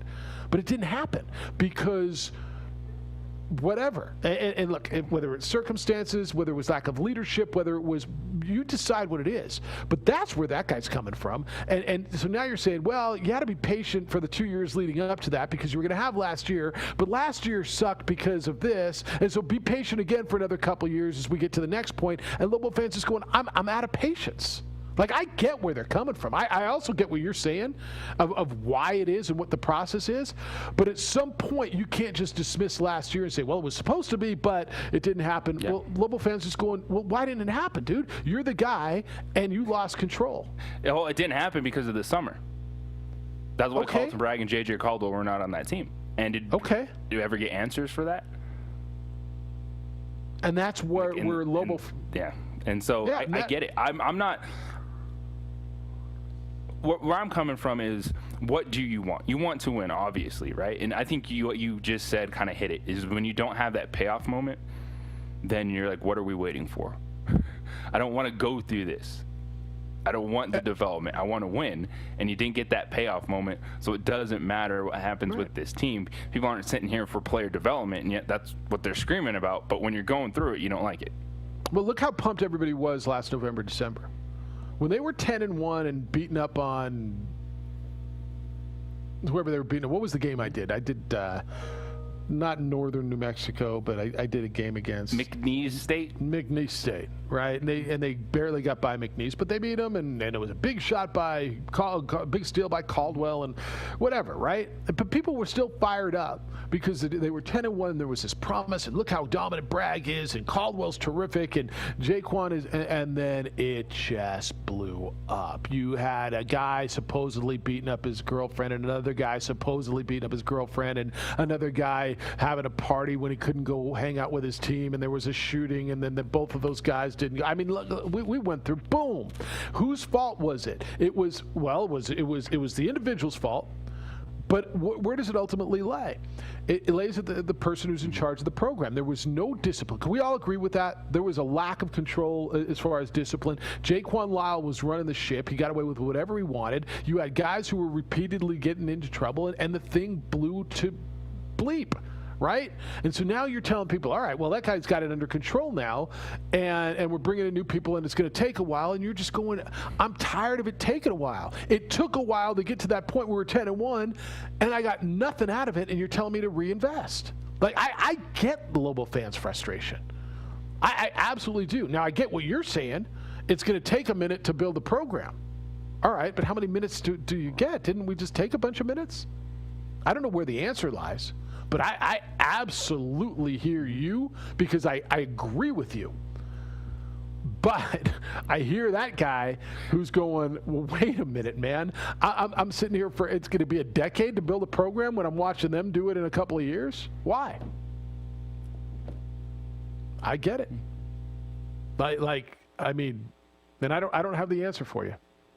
I don't have the answer for you. Off call from Michael today, Jeff. He was more like tropical depression, Michael. I think what he was trying to say is it's okay to turn over the entire roster once in a while, but Lobo basketball is doing it every damn year, and you can't build a consistent winner starting over from scratch every season. JJ, he's not wrong. Every year we have to sit here, we're learning 10 new guys, aren't we? Yeah. And I know college basketball. I can't defend the actions of players that make mistakes. I can't sit here and just totally defend Paul Weir, and I'm not trying to do that. You can't have the best of both worlds at once. Like, you can have people complaining that they don't develop players, and they're sitting there with a young roster trying to do that, but yet it's not good enough in the moment. I think when it gets to that point, what it comes down to is people are done with the coach regardless. Yeah, and it feels like it did in some respects, maybe not as fervent as it did with Craig, but doesn't it feel in a lot of respects the same way it did the last year or two with Craig? Yeah, there's just a kind of a frustration, really, no matter what. Even when you're trying to present, hey, this is the direction, we're trying to reestablish that foundation. But to your point, people don't want to reestablish anything. They want it to be established, and they're wondering, well, what year is it, and why haven't you figured that out? But they also want to see progress, right? They want to see progress. They want to take steps forward. Now, if you take enough steps forward, you earn a step back. To me, Doug Peterson, Eagles, 4 years in the playoffs, won a Super Bowl. Bad year, he's earned a step.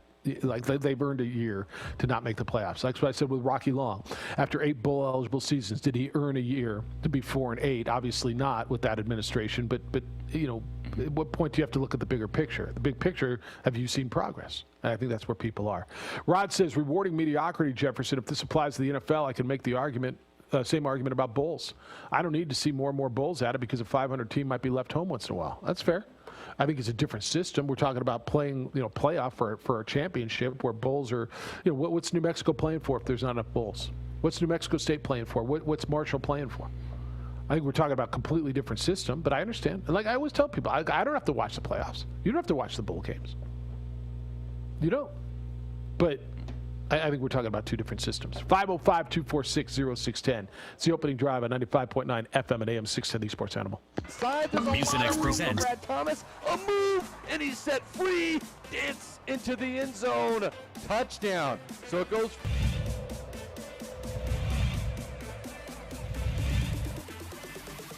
He'll run with it. Stumbling. Gets down into the end zone. And looking to throw it. And he throws it in the end zone. Caught! First and 10 from the 11. And spin move for Smith. Push the B button. Dance into the end zone.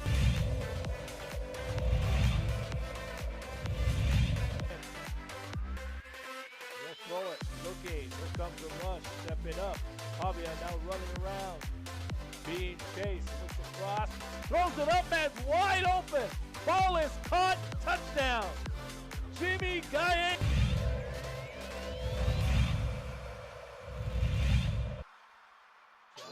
Dropping, looking, stepping up. He's going to run. He's got a lot of green in front of him. To the end zone. Touchdown. Rio Rancho, Isaiah Chavez. Chavez set. He's going to run with it again and dives and...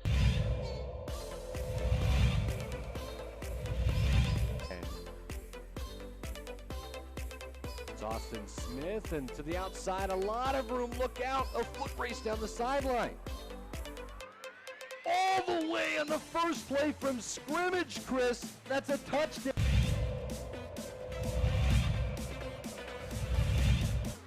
Scrambling. And off. Great hit. He bounces off. Outside. Got some daylight at the 20, the 10, the 5. What an incredible run.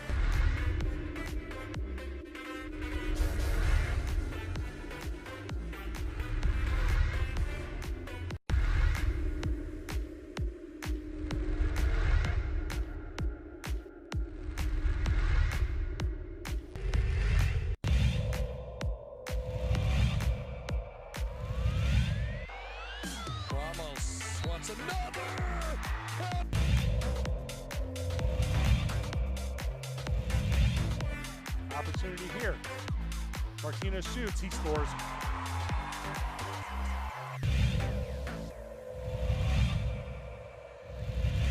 Cut into it. Had some nice looks at the rim. Win. Inside. They're not going to miss this one. Two-hand hammer from Murillo.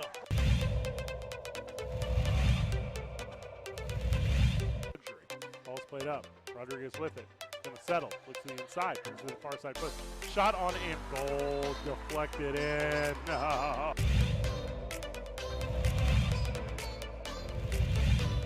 Dorian's gonna go all the way. It was blocked by the rim. Get it out, says Kobe Wade.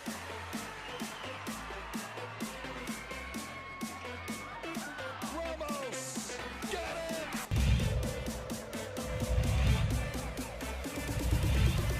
Look out.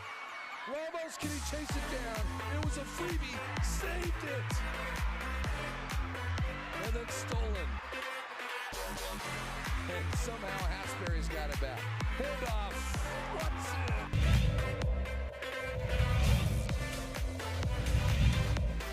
Getting stripped. Danion stripped him. Compiling the other way.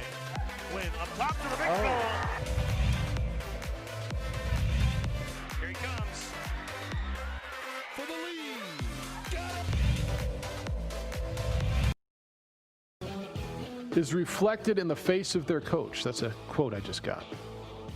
It's the opening drive. Jeff, JJ, Micah, Alden, and J. Paul producing on the ProView Network side. You can watch the show Comcast Channel 30. No, Comcast Channel 26 every day at 3 o'clock. How about that?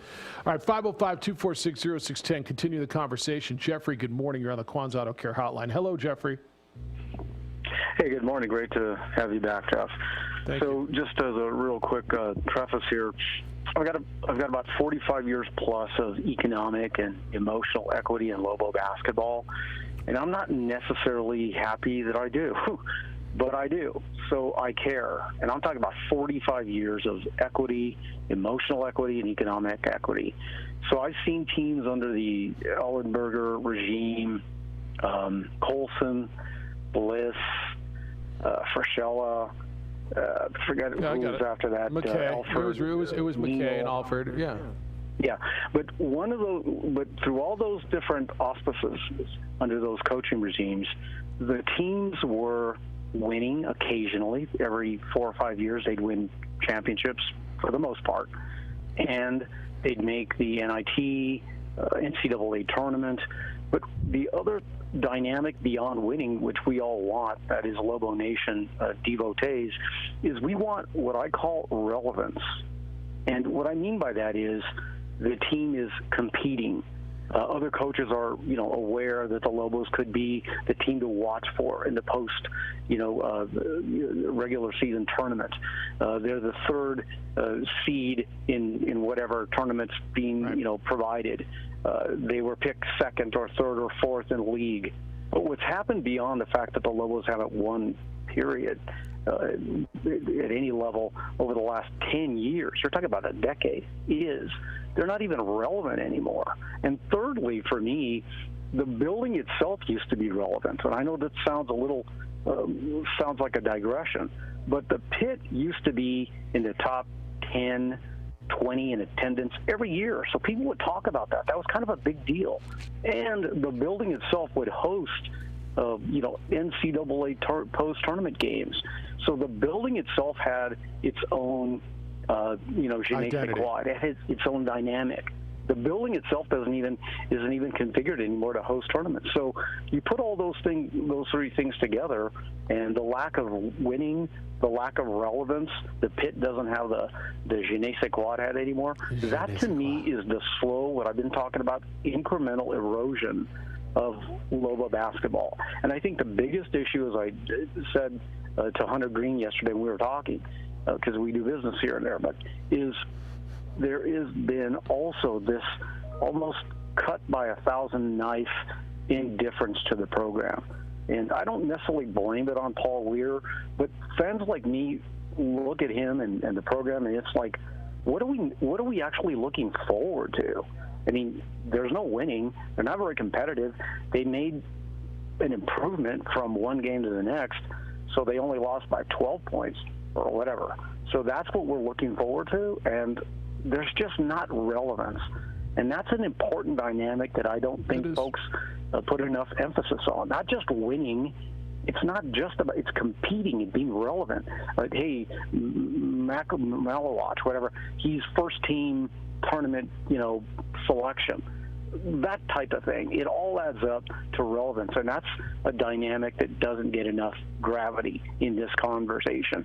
And I'm submitting that the program now has become irrelevant. And that for me is even more frustrating than just lack of winning, which hasn't happened. I don't know if you said this earlier because I just tuned in, but Lobos haven't won in 10 years. Yeah, so we're just So it's not like it's just not, like 2 years ago they were this, 4 years ago they were that.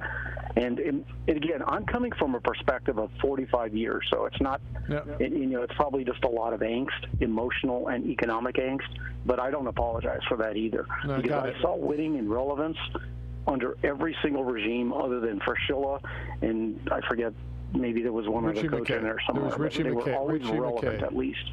Thank you. Yeah. All right. No, Richie McKay was in there, and that's long-term frustrated guy. I get it. What's happened? If you've been here for a long time, you expect that high level, and if you haven't, then you don't even know what it was. Jay, good morning. You're on the Quan's Auto Care Hotline. What's up, Jay? Hey, not too much. Happy New Year, gentlemen. How are you all? Good. How you doing? Doing well, thank you. So that's a difficult call to follow because Jeffrey is an animal when it comes to just knowledge of Lobo basketball and his fandom. But I'm just throwing this out, Mike. So the thing that you guys were discussing transfers and you were discussing how teams are built, and I'm going to ask this question.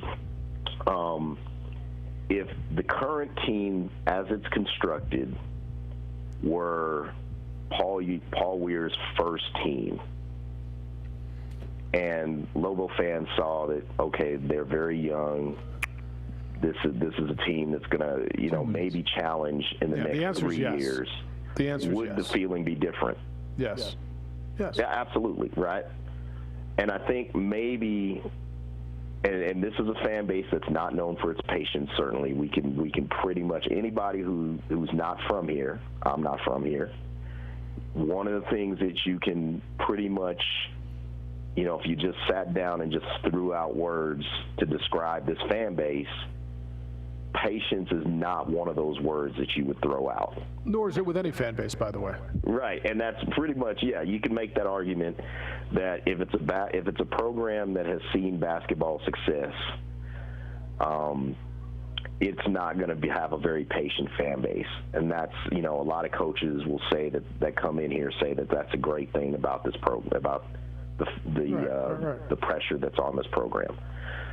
So I think, a lot of what happened with this fan base and with Paul Weir is his first season was a surprise, and there were people that saw that as fool's gold, or there are people that saw that as this is what where we go up from here, and I think that may have been fool's gold, and the other thing with basketball is you can catch lightning in a bottle in a lot of cases. Like, you can look around the landscape of college basketball with mid-major programs, and you can catch lightning. 1 year, Loyola Chicago.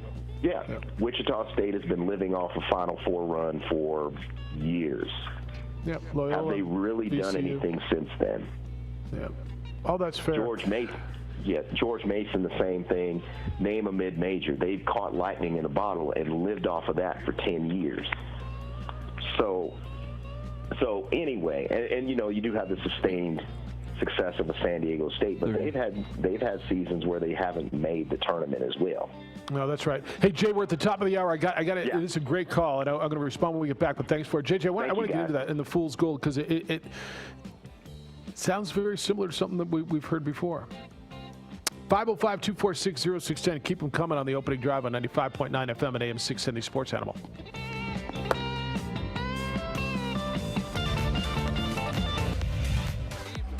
What a great game plan. Look at this. Agbayosi throws it down.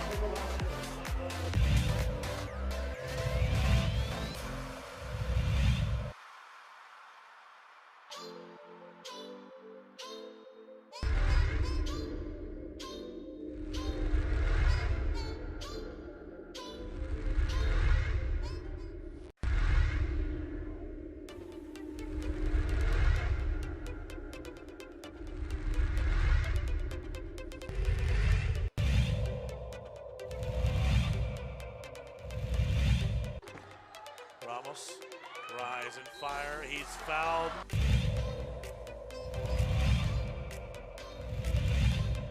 He used to coach for Del Norte. And here's Voss all the way with the finish. He'll get the behind the back of the dribble. Tries to go up with the right hand. He changed hands in midair and hotting it, sent it away.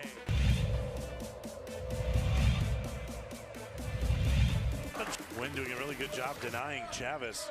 DC hasn't got the ball. Oh, Yeku! Oh!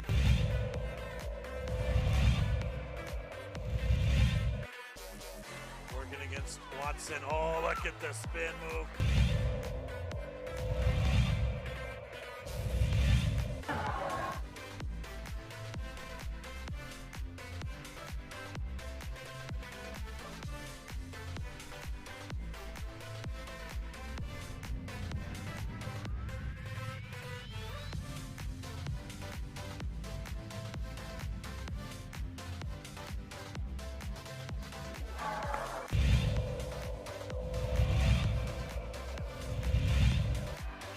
Ball's loose. DJ Bustos brings it up.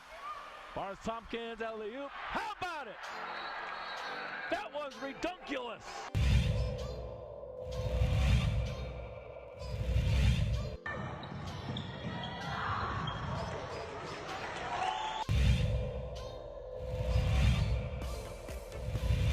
Turnover.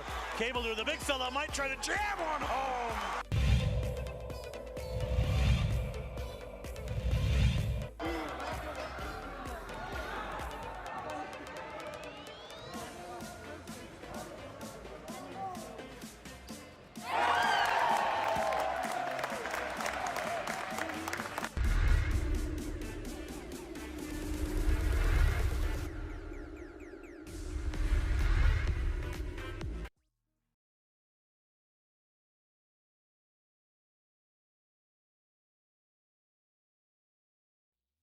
All right, interesting call by Jay on Lobo basketball, and he asked a question, and I think the answer is pretty obvious. At least to me, it is. If this was Paul Weir's first year, how would this team be received? Would there be more patience? I said absolutely. And then he said fool's gold. Maybe that first year, what was it? Fool's gold. It's the opening drive. Jeff, JJ, Micah, Jay Poland, all the produced on the ProView side. I'm just telling you, the more I listen to this, the more we go through this, this feels so synonymous to the course that Craig Neal was on, to me. Minus the coach's son playing on this team, right? I mean, minus all of that drama. But we're on that same, does it not feel to you the same path? The first year, oh yeah, look, we're winning. Look, we got to, everything's great. Oh, we didn't win after that because of this and this, and you had somebody else's players and. I mean, does it not feel the same exact to you? Oh, it's very similar. And this is, so 3 years of Craig Neal following his first year where they had a very good basketball team, and then into year 4 of Paul Weir. So it's 7 years since this team went to the NCAA tournament. So this would be we're currently in year number 7. Okay. So it feels like 100, but yeah. And if you look back, the Fran Fraschilla, Richie McKay was about a similar period, but you had the one Danny Granger season. So in terms of the last 20 years, this has been about the ceiling of nothing happening for Lobo basketball when it comes to postseason. When Dave Bliss left, and what is that, 99? Was it 2000? They had been to the NCAA tournament and won a game 4 years in a row. And I remember that, and I know this is a little bit before you, but I remember the conversation, well, he's taking us as far as we can go. We got to go to the next level. Okay, fair enough. You always want to get better. I'm all about that. I want you to put that back in perspective. 4 years in a row to the second round of the tournament. I've been to the second round of the tournament once since then. Is that right? One time, I believe. Granger year, you lost to Villanova in the first round. Paul's years, you beat Montana 1 year and lost to Washington. You had the Harvard year. So that's your perspective, but yeah, that's where you are. It feels eerily similar to me. John's in on Lobo basketball. Okay, I've listened, and in my experience as a Lobo fan over the years, any successful coach that has been hired over the years has shown improvement almost immediately. You could also see where the lack of talent hurt, but general improvement overall. In my opinion, we're in the same position as we were when Weir was hired. We're still deficient in free throw percentage, rebounding, and defense. Our offense resembles a pickup game in Johnson Gym. So justifying a rebuilding year after never achieving anything is ridiculous. It's from John. Look, this is where it's so hard, right? You got to understand there's two total different perspectives. It's a coach's perspective. How are we doing this? Why are we here? How do we get out of this? And as a fan, I'm so tired of hearing we're rebuilding and we're building and we're building and we're building and we're building. And the truth lies somewhere in the middle. It does. The truth lies somewhere in the middle. Was last year all Paul's fault? No. But certainly he's got to accept some of the responsibility. He put that team together. It spiraled out of control under his watch. It's got to, right? It's got to come down to him. But it's really interesting where you are, and I'm going to tell you this too. I really believe the fact that they're not playing in New Mexico, whether people can go to the game or not, although I think that plays a part in it too, is playing into Jeffrey's term, the irrelevance. You're 0-4, you're playing in Lubbock, you don't get to see your team. It's almost out of sight, out of mind. They're not here. You don't get to go to the games. You don't get to scream at the referees. I also, and while everybody's going through some of that, your team being A, 0-4 in league, and B, playing in another state, and C, you don't get to go to the games, I think all of that is a pile-on effect right now. Yes. And to the point of the Paul Weir conversation, they asked him to be the head coach of this team. Like, Paul Weir is still the head coach of New Mexico at this time. So that's why a lot of the things I'm saying aren't necessarily excuses, but you can't just sit here and have a conversation and say, Pulver's done, and then not address anything else. And so there's, dealing with multiple conversations, the fans' frustration, which I'm not disagreeing with points that have been made about the progress to this point, but then you also have to talk about, well, currently he's still the head coach of this team. What are the issues with this squad? What are they trying to do? So you're having two conversations that are budding, because on one side people are like, I don't care about this. Well, he's still the head coach, and this is what you're doing with this season, and he's not going anywhere in the next week or two. So that's why you have these two conflicting things just smashing into each other. People that are just done and want to move on. Well, you can't quite do that because you've played 6 games and you're not firing him after 7 or 8 games. Yeah. Jason is in on transfers, said, good morning, OD. So yesterday and today, there was a discussion about transfers. The comment was, well, you need transfers because fan bases don't have patience, etc. So in Paul Weir's case, Lobo fan has been patient. In reality, Weir's had 4 years, and the program is no better today than it was at the end of the Neal era when has Lobo fan been known for patience. The idea of a team of 4-year guys has been largely seen as something from a bygone era. So here are 2 examples of that bygone era team. Colorado State with a young team and 1 transfer from the basketball powerhouse that is Nebraska Wesleyan, are 6-2 and have done something UNM has not done, and that's beaten San Diego State. Utah State last year, I believe, had 1 transfer and was the conference champion. There are those programs that do it with minimal transfers. People look at Nevada success that 1 year, let's be honest, it was 1 year, and think that's the blueprint. It has to be acknowledged that that group made a run, right place, right draw, right coach. But if you recall, that team imploded with some issues internally the next year and was bounced out in the first round. Still waiting for the Aggies to play. Crimsonally, Jason.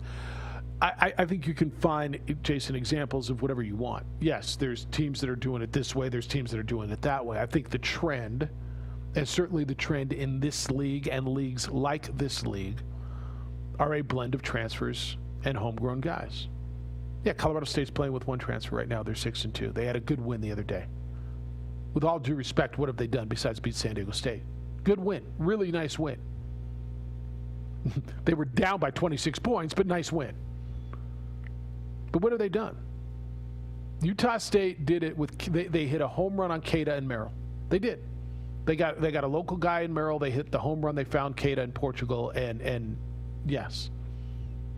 But do you believe that's the trend? I'm going to tell you, I think that's more the exception than the norm, don't you? Yeah, and especially when we're dealing with 330 some odd teams, it is not a one-size-fits-all model. No, I just, yeah, there's teams that have done it that way. I mean, New Mexico State's done it with transfers too. Trevelyan Quinn was a transfer. A.J. Harris was a transfer. Well, Johnny McCants was homegrown. That's great.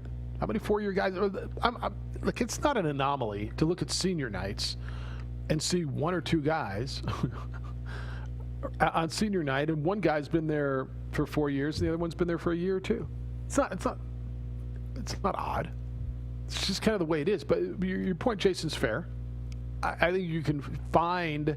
And by the way, would Lobo fan take that 1 year of Nevada success and feel better about it now and say, well, at least his coach knows how to do it and he can get us there and give him more leeway? I'm going to tell you absolutely. They made a run to the Elite 8? Got beat by Loyola Chicago, isn't that right? Or was it Sweet 16? I think Sweet 16 they lost to Loyola Chicago, and then Loyola beat like Kansas State or something. But that could have been them. But don't you think Lobo fan would take that 1 year right now and say, yeah, buddy, we made it to the Sweet 16. We gave that dude a parade. Yes. There's a statue. Yeah. And it goes back to having that payoff. And you haven't had it. That's what in I'm the telling last you. 6 seasons. Thus, when you hear about development and potentially that rebuilding word, you're like, rebuilding to what? That's what I'm telling you. That's my whole point. Mm-hmm. So, 505-246-0610, 888-922-0610. Your emails come in this morning. Jeff at 610knml.com. Got a bunch of them. JJ at 610knml.com. You can watch the show on our Facebook page, the OD and the AM, or on ProViewNetworks.com. It's the opening drive on 95.9 FM and AM 610, the Sports Animal. There's only one road. Talking about your fantasy football team. Extremely lame. Well, I'm going to the frontier, walking to the cashier, order up a root beer and a number one. Cover it with green stuff, one scoop is not enough. Find a booth is real tough, back by the Duke. Meet my family, meet my friends in the quirkiest restaurant I have ever been. All of Albuquerque's favorite spot. It's the Frontier Restaurant. The Frontier Restaurant is a proud supporter of ProView Sports Network.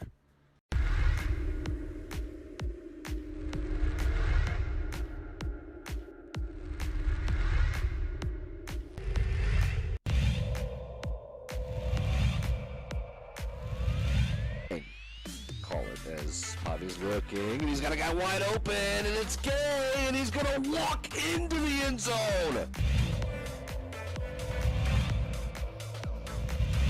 But he did a good job with it. First and goal, it's Chavez to the middle, and Chavez stops. Stevens in motion. On the handoff to Mitchell. Look out! Oh, see you later. Take it to the house. Fly. Cardinals fly. To the other side. Provide some protection. And off to Webskowski again. Look out. See you later. Good night. Touchdown. Webskowski.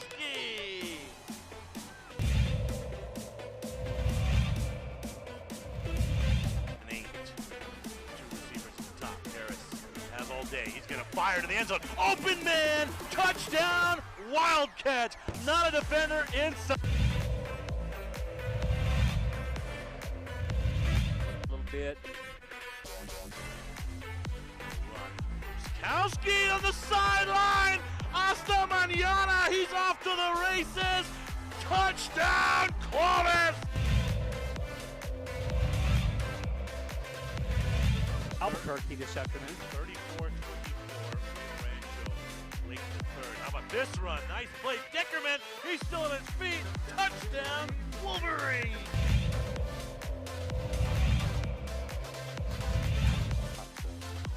Exactly what they want to get yards. He's going to go for it. He's got a guy towards the end zone. It's grabbed. Touchdown. What a play.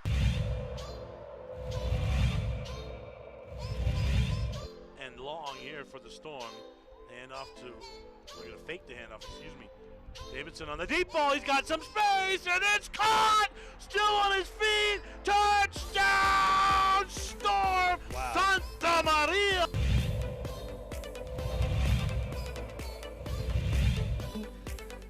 And so they'll send one deep and returnable at the 2. Usually Volcano do either a reverse or a fake reverse, and here it is, a reverse.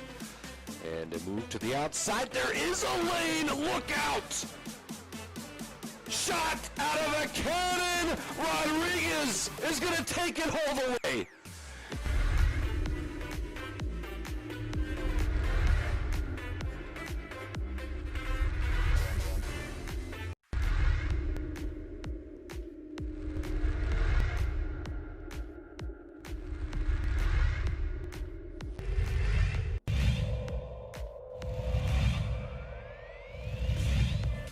I'll just get a little closer.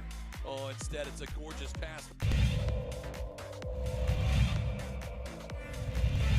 Here's what he'll just shoot it. He's going to go all the way. He's gonna fire at the buzzer and he hits.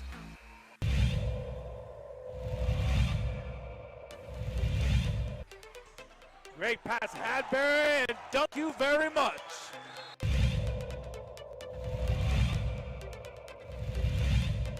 Tie in the district. Inside. Fly. Eagles. Chavez uses some athleticism. And then Morris down low, able to finish. You called it, Steve, in 10 seconds. And look at this. Stripped. Stolen Watson. Christian Lucero beats the buzzer. Here's Ian Chavez, the sharpshooter. Got it. couldn't have said that any better. He answered the question. He On got a another steal one. at the buzzer. Back to back for Chavez. To the paint. Medina from the volleyball lines. Medina wants another one from deep. Oh, he wants 10. Give him 10.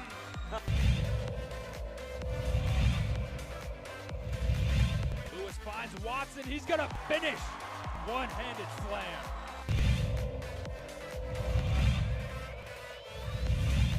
Vista, but just all the different scenarios we can see potentially play out ahead of the state tournament.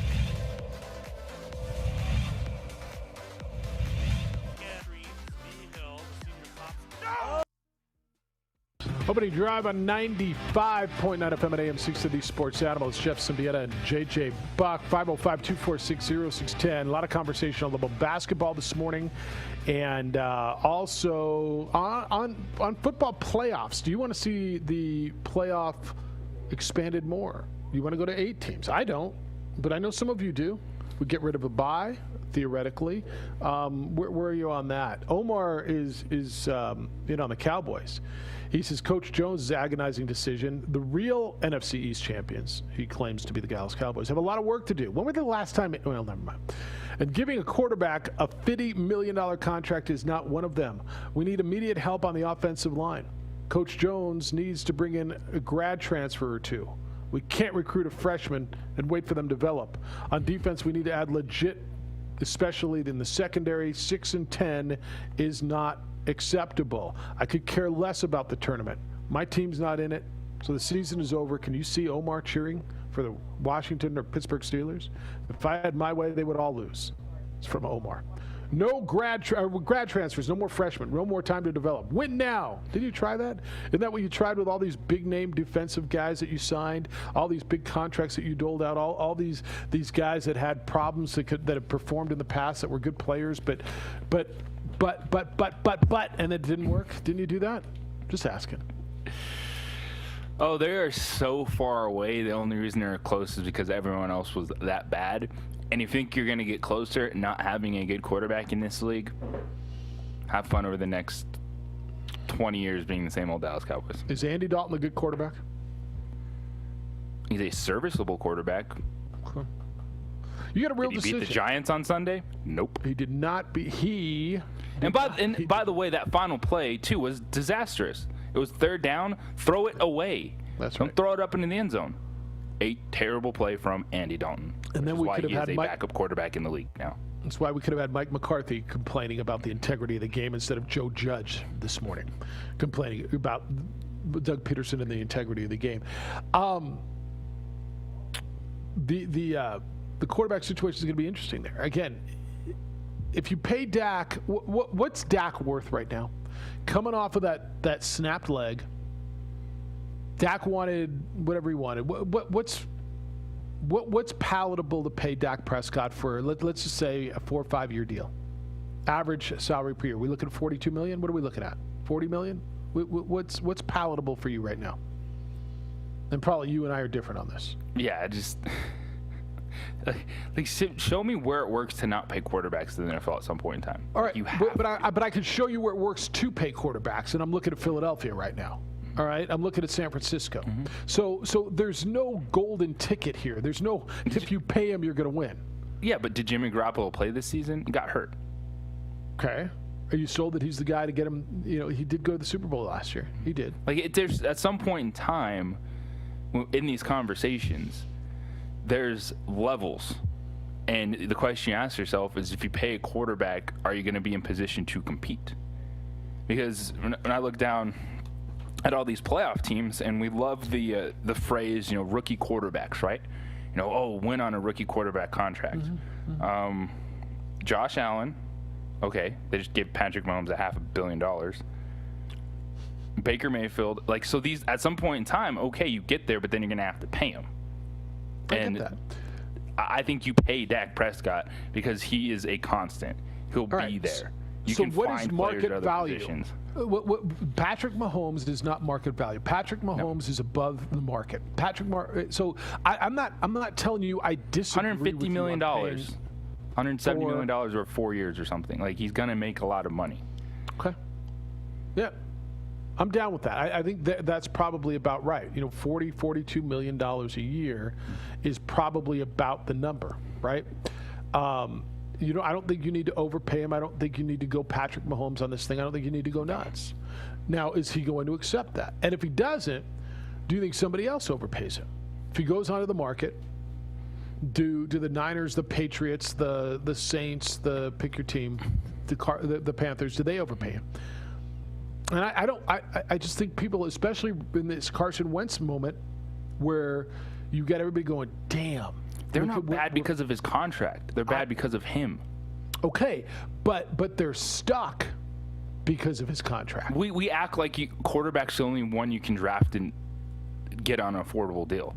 You can draft good players at all these other positions that are cheap. Yes, but the quarterback is. But the quarterback is the one you need to be good. And you know that guy can be good in this league. And you can draft a better defensive tackle. You can draft a better safety. That's right. Much affordable than thinking you're going to go sign a bunch of players at a high price. No, that's right. And you can have, by the way, all those guys could be all pro. But if your quarterback's not good, you're probably not going to the playoffs. I mean, that's just the way it is, right? If your quarterback's not good. And also in the NFL, show me these teams that spend a bunch of money in the offseason and get good. Like, it doesn't Dallas work tries that every way year. in that league. Yeah, Dallas tries every year. Who's the worst quarterback in the playoffs this year? Like if you want to tell me, so if you say Buffalo, Baltimore, Cleveland, Pittsburgh, Indianapolis, and Tennessee, and Kansas City, is it Rivers? Phillip Rivers.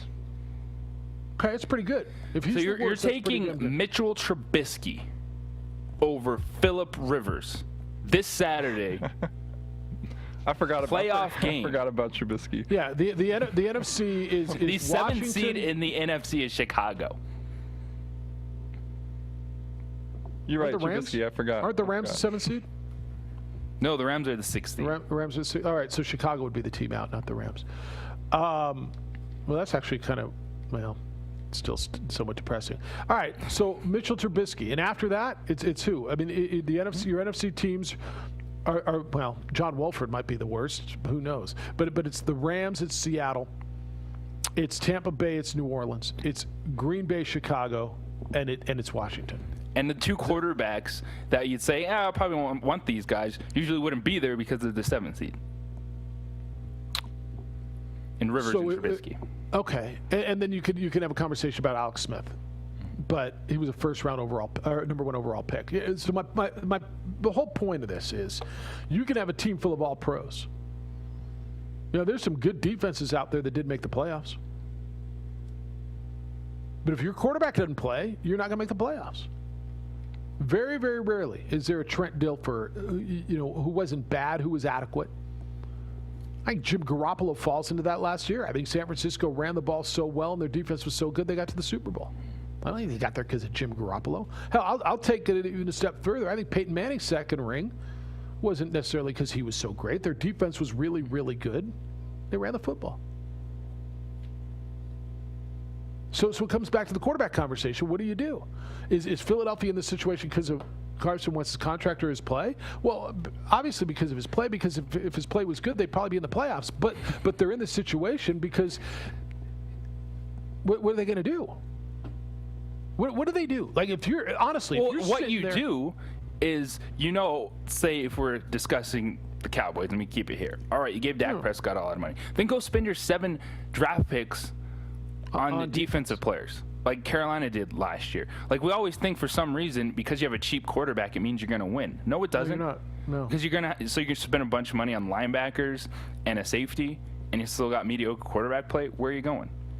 Like, you can do the same thing at all these other positions, but the numbers are so big, we get caught up in, that's a reason Detroit's not good. That's a reason Atlanta's not good, is because you're paying a quarterback a bunch of money. No, it's because you missed on finding good players at other positions that can be on cheap contracts as rookies. Yeah, you got to hit on it. It's like anything else, you got to hit. When does Josh Allen get paid? Is he going to get paid this offseason? I think it would be the good time to do it for both parties. And by the way, how's he getting paid? Is he getting paid Mahomes money or is he getting paid market value? Because with all due respect, and I love him, He's not Mahomes. If Mahomes got $500,000, he's going to get $400 million. I'm not telling you he's not going to get paid. And by the way, he could probably live on $400 million.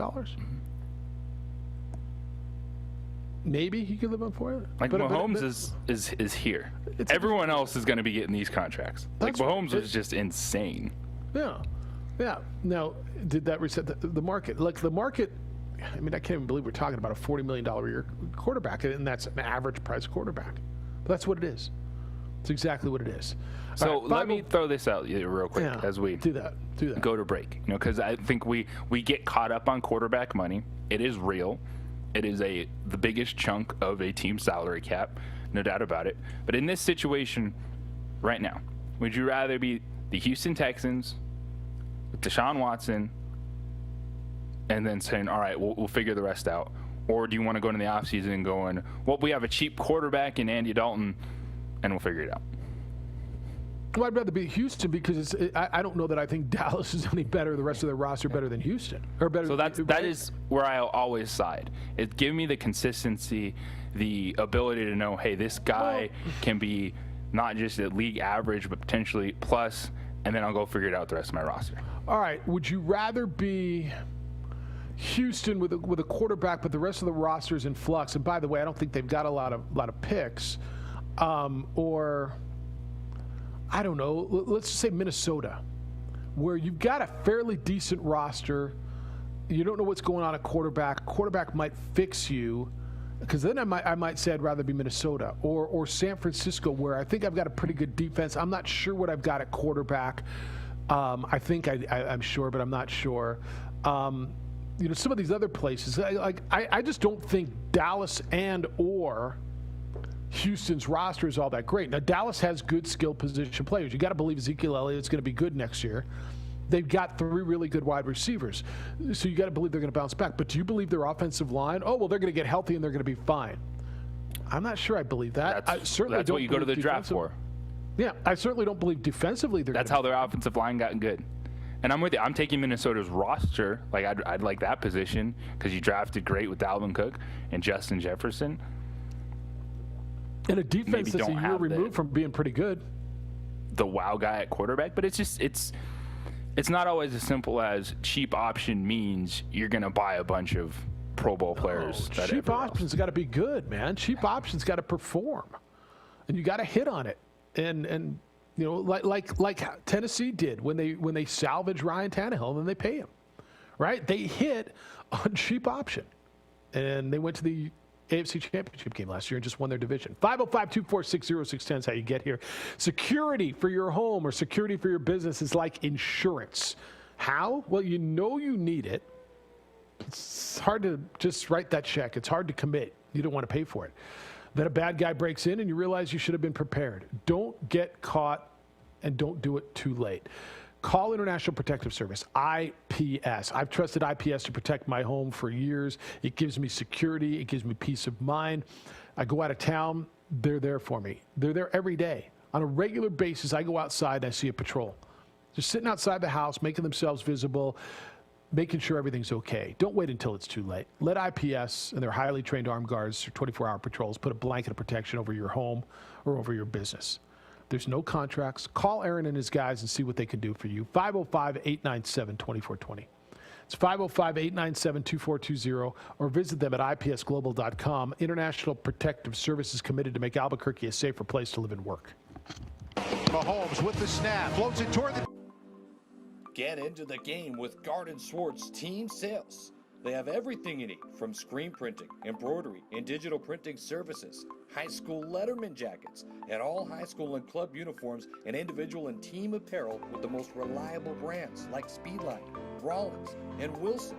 And don't forget to check out the latest F7 Shut helmet. It's all at Garden Swartz Team Sales. Give them a call, 505-884-1234. Garden Swartz Team Sales.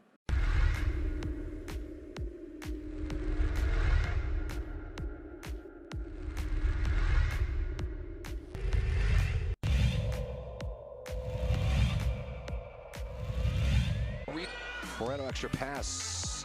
And Watson.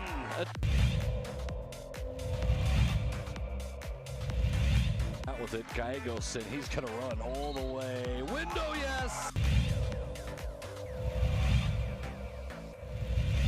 Able to get out of it. How did he find Battle? It's to Cunningham, and it... I mean, Ramos' hand. Ramos puts it up, beats the buzzer!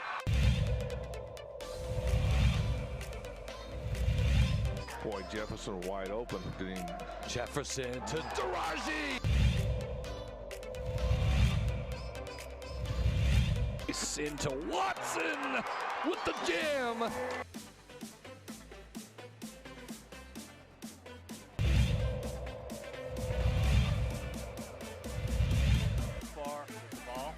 Another steal by Davina Lovato, and here comes Agbaiosi, lob, two-hand hammer.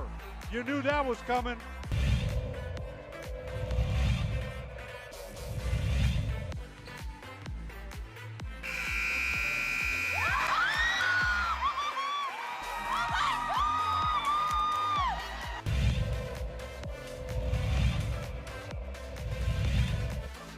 Devils is all over the place. Heck about the lob, tagged by Osi, the one-hand hammer.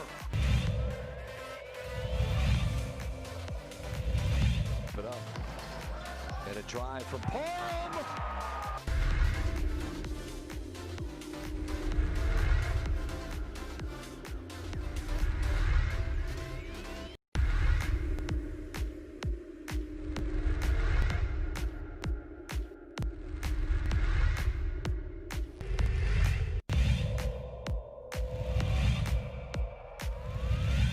Creates space. He gives it off to Rivas for the three, and he buries it. Gonna be coming in soon. Double quick set for Avalos. Goes to the right. Avalos puts it up high. Window scores it as foul.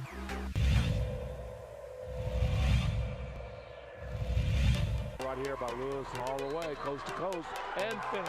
What a...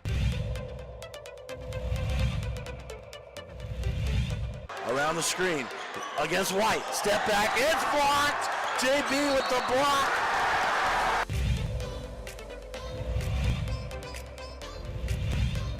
In transition, ahead to hit on for the two-hand hammer.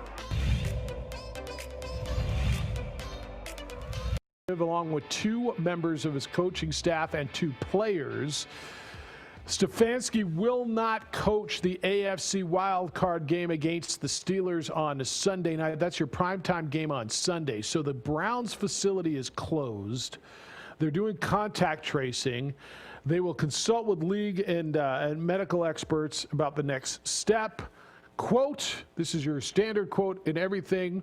The health and safety of our players, coaches, and staff and the entire community remains our highest priority, end quote.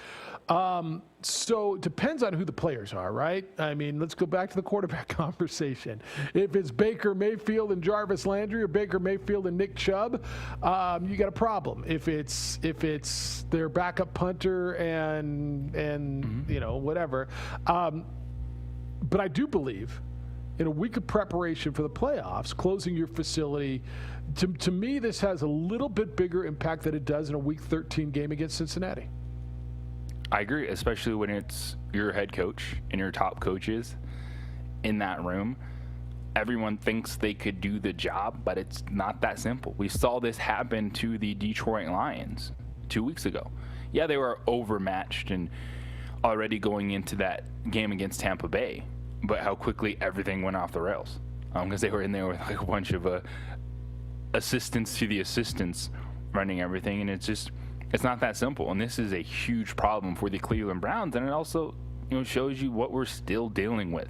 So yes, the NFL season got in. There's no more room to adjust. Like, you're not really going to start pushing these games to a Tuesday and or Wednesday. It's now it's a situation where, oh, sorry, sucks to be you. Like, if New Orleans was playing on Saturday, Alvin Kamara wouldn't be in that game. Right. Like, that's the reality of the situation now that it's a postseason.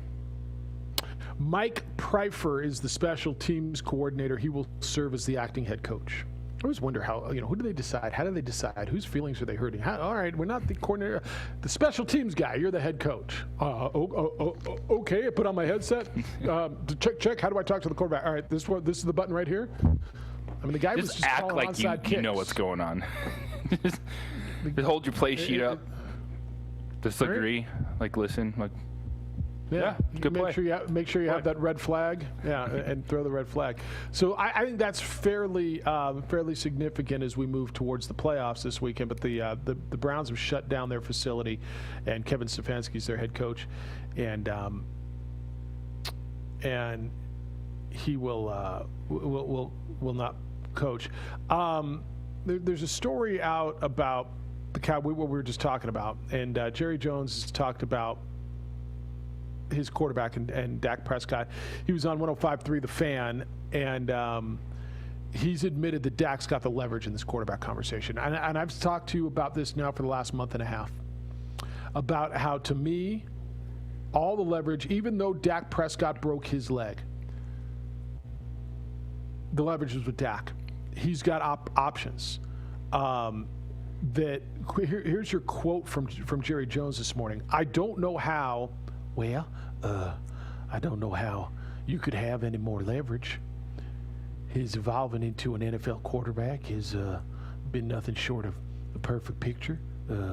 He has great ability, in my mind, to win games. He's talented. He certainly has the experience, and he has all the things which has been substantiated by what we've offered Dak. You couldn't offer Dak what we offered in the past if you thought he was very special. I'll get out of accent now. The issue is, how do you come together? And that's no stranger to me. I've been doing it all my life, putting things together. We've got to get it together. End quote. That was Jerry Jones. I don't think he's wrong. The Cowboys offered him a deal, according to a lot of sources, that averaged $34.5 million a year, $50 million signing bonus, $110 million in guaranteed. Cowboys have been working with Todd France, who is Dak Prescott's agent. They can resume negotiations on a long-term deal now that their season's over. They didn't reach an agreement, and so he made $31.4 million on the franchise tag last year. It's good gelt. It's good gelt. Tommy. Where does this go? It's going to be interesting. But I think Jerry's absolutely dead on right when he says Dak's got all the leverage. Tommy, good morning. Good to hear some truth on a Tuesday. Tommy, the Tuesday truth. What's up? What's up, Tommy, the truth back at you. Now, I am aware of the leverage that Dak has, and I think they should sign him just because of all the stuff that he went through and being patient and them signing Ezekiel Elliott ahead of him. But isn't it true they can franchise tag him again for $40 million? Is that true? I think it's mid to upper 40s is what the number. I'm looking for what exactly the number would be this year, but it's a big number. But yes, they can franchise him again. If they franchise him again, it would cost them $37.7 million. That's what the number would be this year. So, yeah, I think that's – JJ, I thought the number was higher. At 37.7, if they need to franchise him again, I think they do it again. Yeah. 37 and 31 million, so that's about $30 million for a couple of seasons. It's 60. It would be $69 million for the 2 seasons he'd make. Pretty good gelt. I still feel that he should have possibly took that first contract. I believe that first contract was the $35 million that he turned down because it wasn't enough years. So he wanted 4 years. Is that correct? They were offering 5. He wanted 4. So it averaged out. The first contract they offered him averaged out to $34.5 million. It had a $50 million signing bonus and $110 million guaranteed. That was for 5 years. He wanted a 4-year deal, so he didn't sign it. So he made 31 point whatever this year, and if they franchise it, would be 37.7 next year. So that's about $39 million. $69 million for 2 years. Interesting. All right, guys. Yeah, I'd like to see him get signed back long term. I think he deserves it at this point. That's my opinion. Yeah, but he could have signed long term last time. He just didn't want to go 5 years. He wanted to go 4. So that was kind of on him, and he bet on himself and got hurt. So, all right, man. Bye, see you guys. See you. JJ, it's not often a guy gets hurt, right? The reason you sign the extra year is, what if you break your leg in half? Mm-hmm. He broke his leg in half and ended up almost being worth more because the team performed so poorly without him.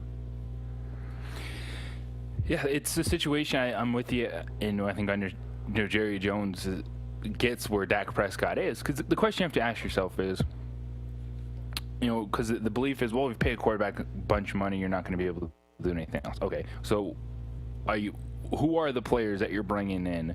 Like, so if you don't spend that money on Dak Prescott, do you feel that this team, as constructed, if they had a good defense, is a playoff team with Andy Dalton at quarterback? And that's a question you have to answer. And if you say, hey, we'll throw a bunch of money at defensive free agents, run it back in the NFC East because the rest of the division might not be that good, okay. But I think ultimately the best path is always to have what you believe is a known commodity at the quarterback position. All right, so I'm going to think out of the box for a second. I'm not going to tell you I believe this. Okay, let me preface this by telling you I think their best option is Dak Prescott. They should do whatever they can to sign Dak Prescott. They don't sign him. Their option is another franchise tag. Is their only option Andy Dalton? What else is there? I don't think you do the Cam Newton route. And I'm not telling you any of these are better than Dak, okay? Sam Darnold, Jameis Winston, going into the draft and going after one of these guys that are in the draft. Where are they picking? They're a top 10 pick, right? Do you trade up and try to get the kid out of BYU? Like I'm just thinking out of the box because Andy Dalton isn't the only other alternative, and we like to, that's kind of been the narrative. Yeah, I don't think the other options are a step up, starting over with. And Sam Darnold is going to be the quarterback of the New York Jets because they have the number 2 overall pick, and you're judging Sam Darnold versus Justin Fields. I don't think that they start over there.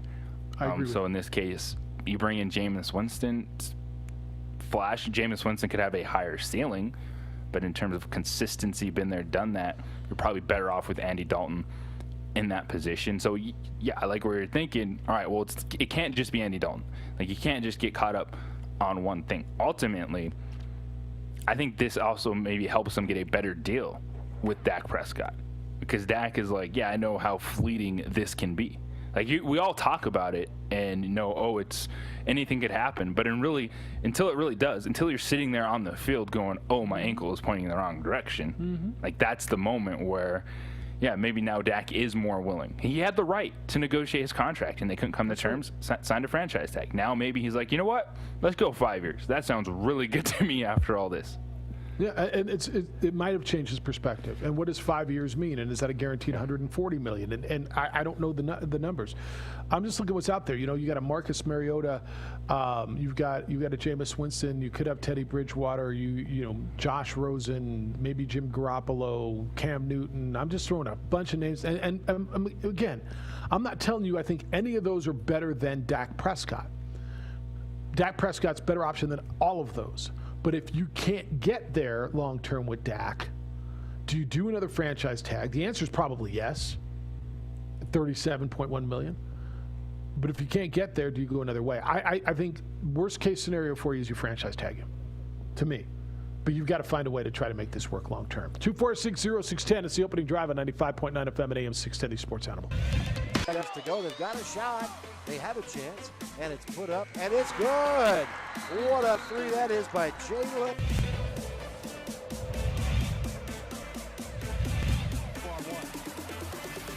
I'm sorry. Puts it up.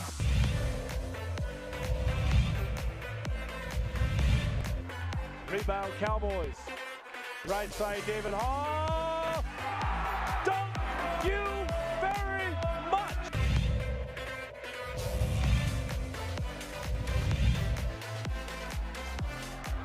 Here come the Cowboys. Domina Lovato lays it up. Missed it. Hey, how about it? Thank you, Luscious. Thank you very much, Raquan Mitchell. Clock at 6. They get it. Barnes Tompkins fires. Yes! Pass up court. This for the win. Blocked by DJ Bustos. Cowboys win. Cowboys win.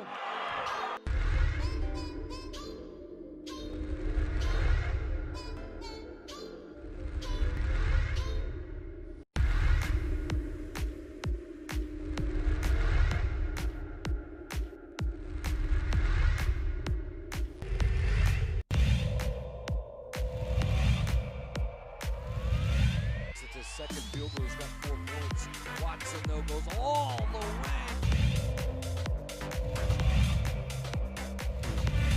Hit the deck, I should say. Cordova tried to throw it off. Romero, a three for...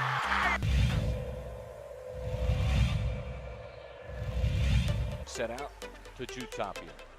Nice move behind his back. It's a good...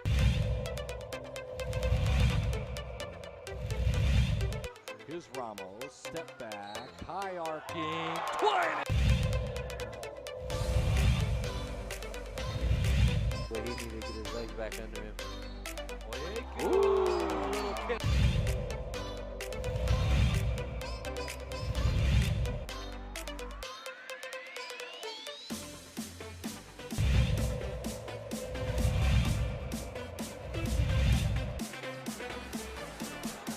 They leave it one more time to Hammer.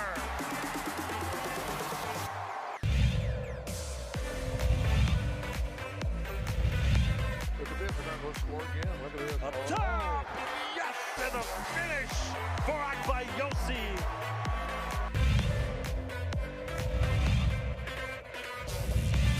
Saved into the hands of Riak, ahead of the pack to Davina Lovato. Up high, down hard for Akbayosi.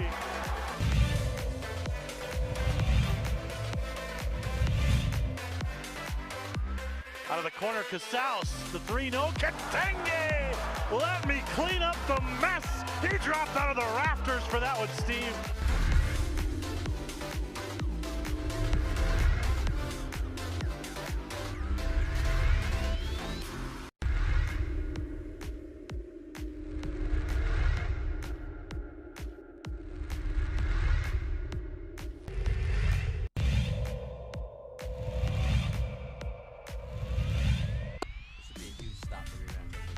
Dorian over. Did he get in? Yeah, they got in. He got in. Touchdown, Dorian Lewis.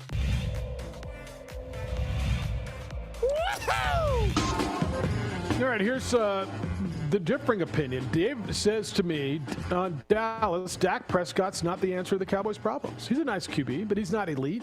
They won't win until they build a really good defense and replenish the offensive line to what it was a few years ago. I like Prescott, but he hasn't proved that he can alone win big time or make big time throws when needed. He's good enough to win when other pieces are in line, but so is someone like Dalton for a lot less money. There have been many big games in the last few years where Dak failed to lead the Cowboys on a game-winning drive, just like Dalton did the other day. If they play elite defenses and run the ball effectively, they have a lot of pieces offensively that they don't need to spend all that money on Prescott. So tell me what quarterback did it alone, and you'll tell me Tommy, and I'll listen to you. Aaron Rodgers, maybe. You're right. He's not elite. He's not Mahomes, Rodgers, Brady-like. He's not there. Is he a franchise quarterback? He is. Why can't you do both? Why can't you sign your franchise quarterback and still build your defense to a level again, they were Alice to me all year. There was no D in Dallas. There was no D in Dallas this year. They were the Alice Cowboys. Their offensive line was beat up. But why can't you sign your franchise quarterback and still build those facets of your football team? You can. And I think we have a hard time judging quarterbacks in the NFL, all of us. Because if you're not that elite tier every week, we're like, maybe you're not good enough. Maybe we just can't get it done with you this way. But I would counter that email, which, good points. How many Rams or, say, 49er fans are wanting more now all of a sudden at the quarterback position? I am. Right? Yeah. It's like you have all that. And I think Dak Prescott can be that guy. That's a really good point. I mean, the Rams have a really team. Yeah. Like if you put Dak Prescott on the Rams right now, like a healthy Dak Prescott, how are you feeling about that team? I'm in. No, I'm so in with that. I think Jared Goff has been Goffle. I think he's reached his ceiling, and they went to a Super Bowl. So and San Francisco went to a Super Bowl. But I think you're absolutely right. And I don't know why you can't do both. I think Prescott's their guy because then you're back in the quarterback carousel again. And Andy Dalton, you just saw what you did. But you're not going to the Super Bowl with Andy Dalton, I don't believe, in that football team. Like you can, all right, if you want to be the Washington football team and win the division with 7 wins. Fantastic. Give me the known commodity, and I will go figure out that defense. You got to get better on defense, and you got to just stop taking your shots and paying guys with big names and bad pasts. You just got to. Isn't that the argument that people are saying too? Immediately is, well, if you don't sign Dak Prescott, you can go sign a bunch of dudes. All right, then tell me those dudes. I know we don't all have the list of free agents in front of us, but you're not signing 7 dudes to come in. Like, there's not that many free agents available, so you got to be able to balance it. You got to draft better.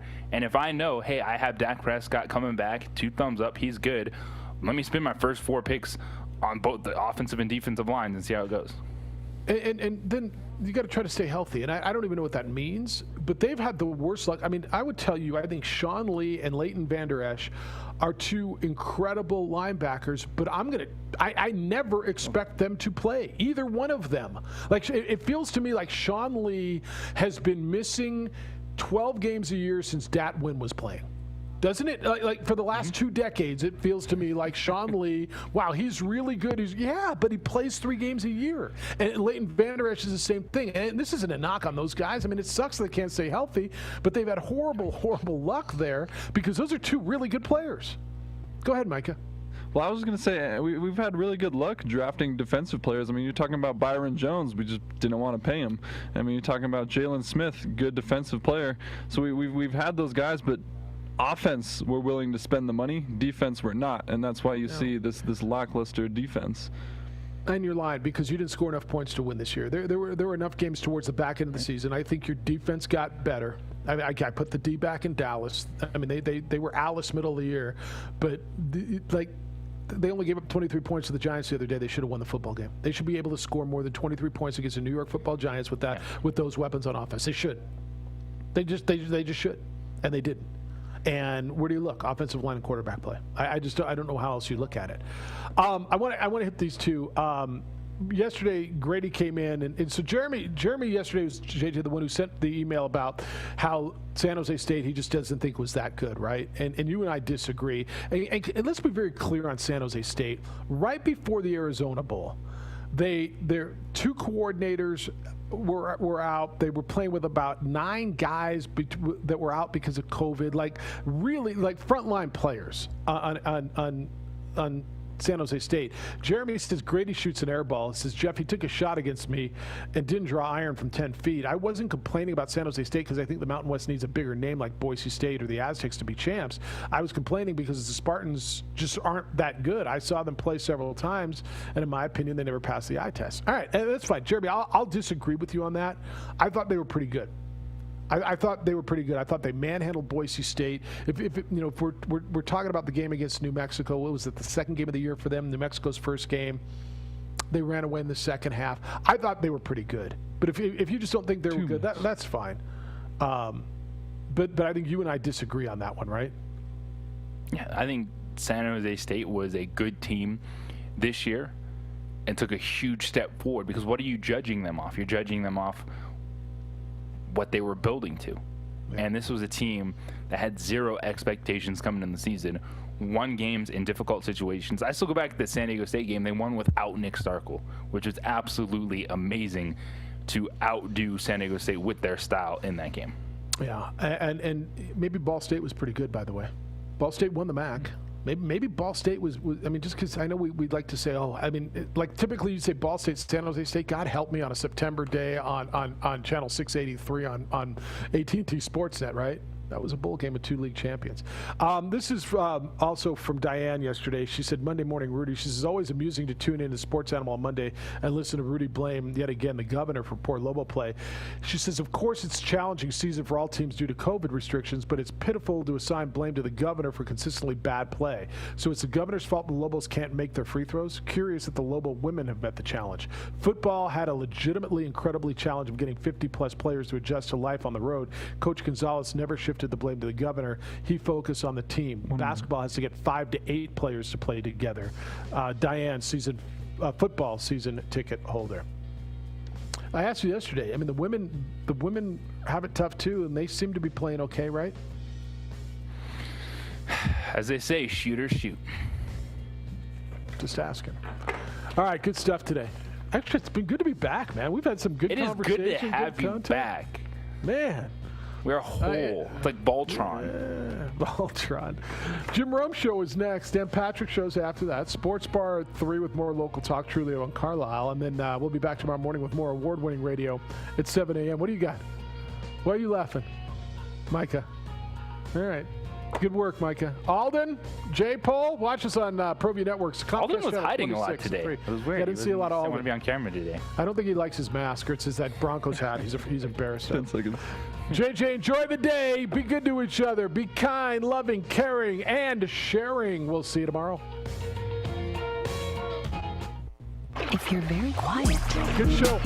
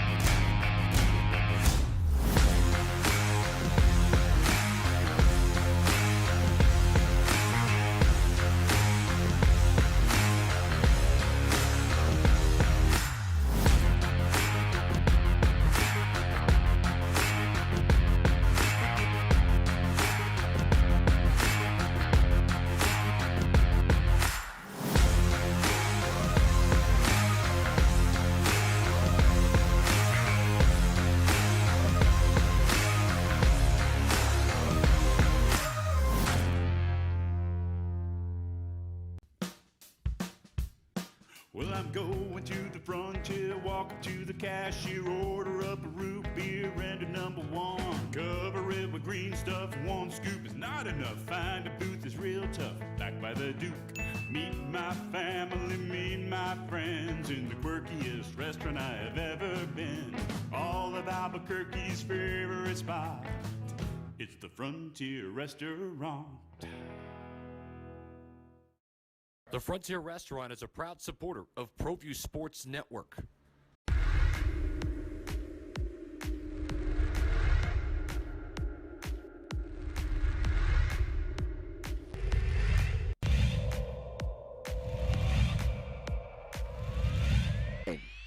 Call it as Javi's looking, and he's got a guy wide open, and it's Gay, and he's gonna walk into the end zone. But he did a good job with it. First and goal, it's Chavez to the middle, and Chavez stops. And Stevens in motion. On the handoff to Mitchell. Look out! Oh, see you later. Take it to the house. Fly. Cardinals fly. To the other side. Provide some protection. And off to Webskowski again. Look out. See you later. Good night. Touchdown. Webskowski.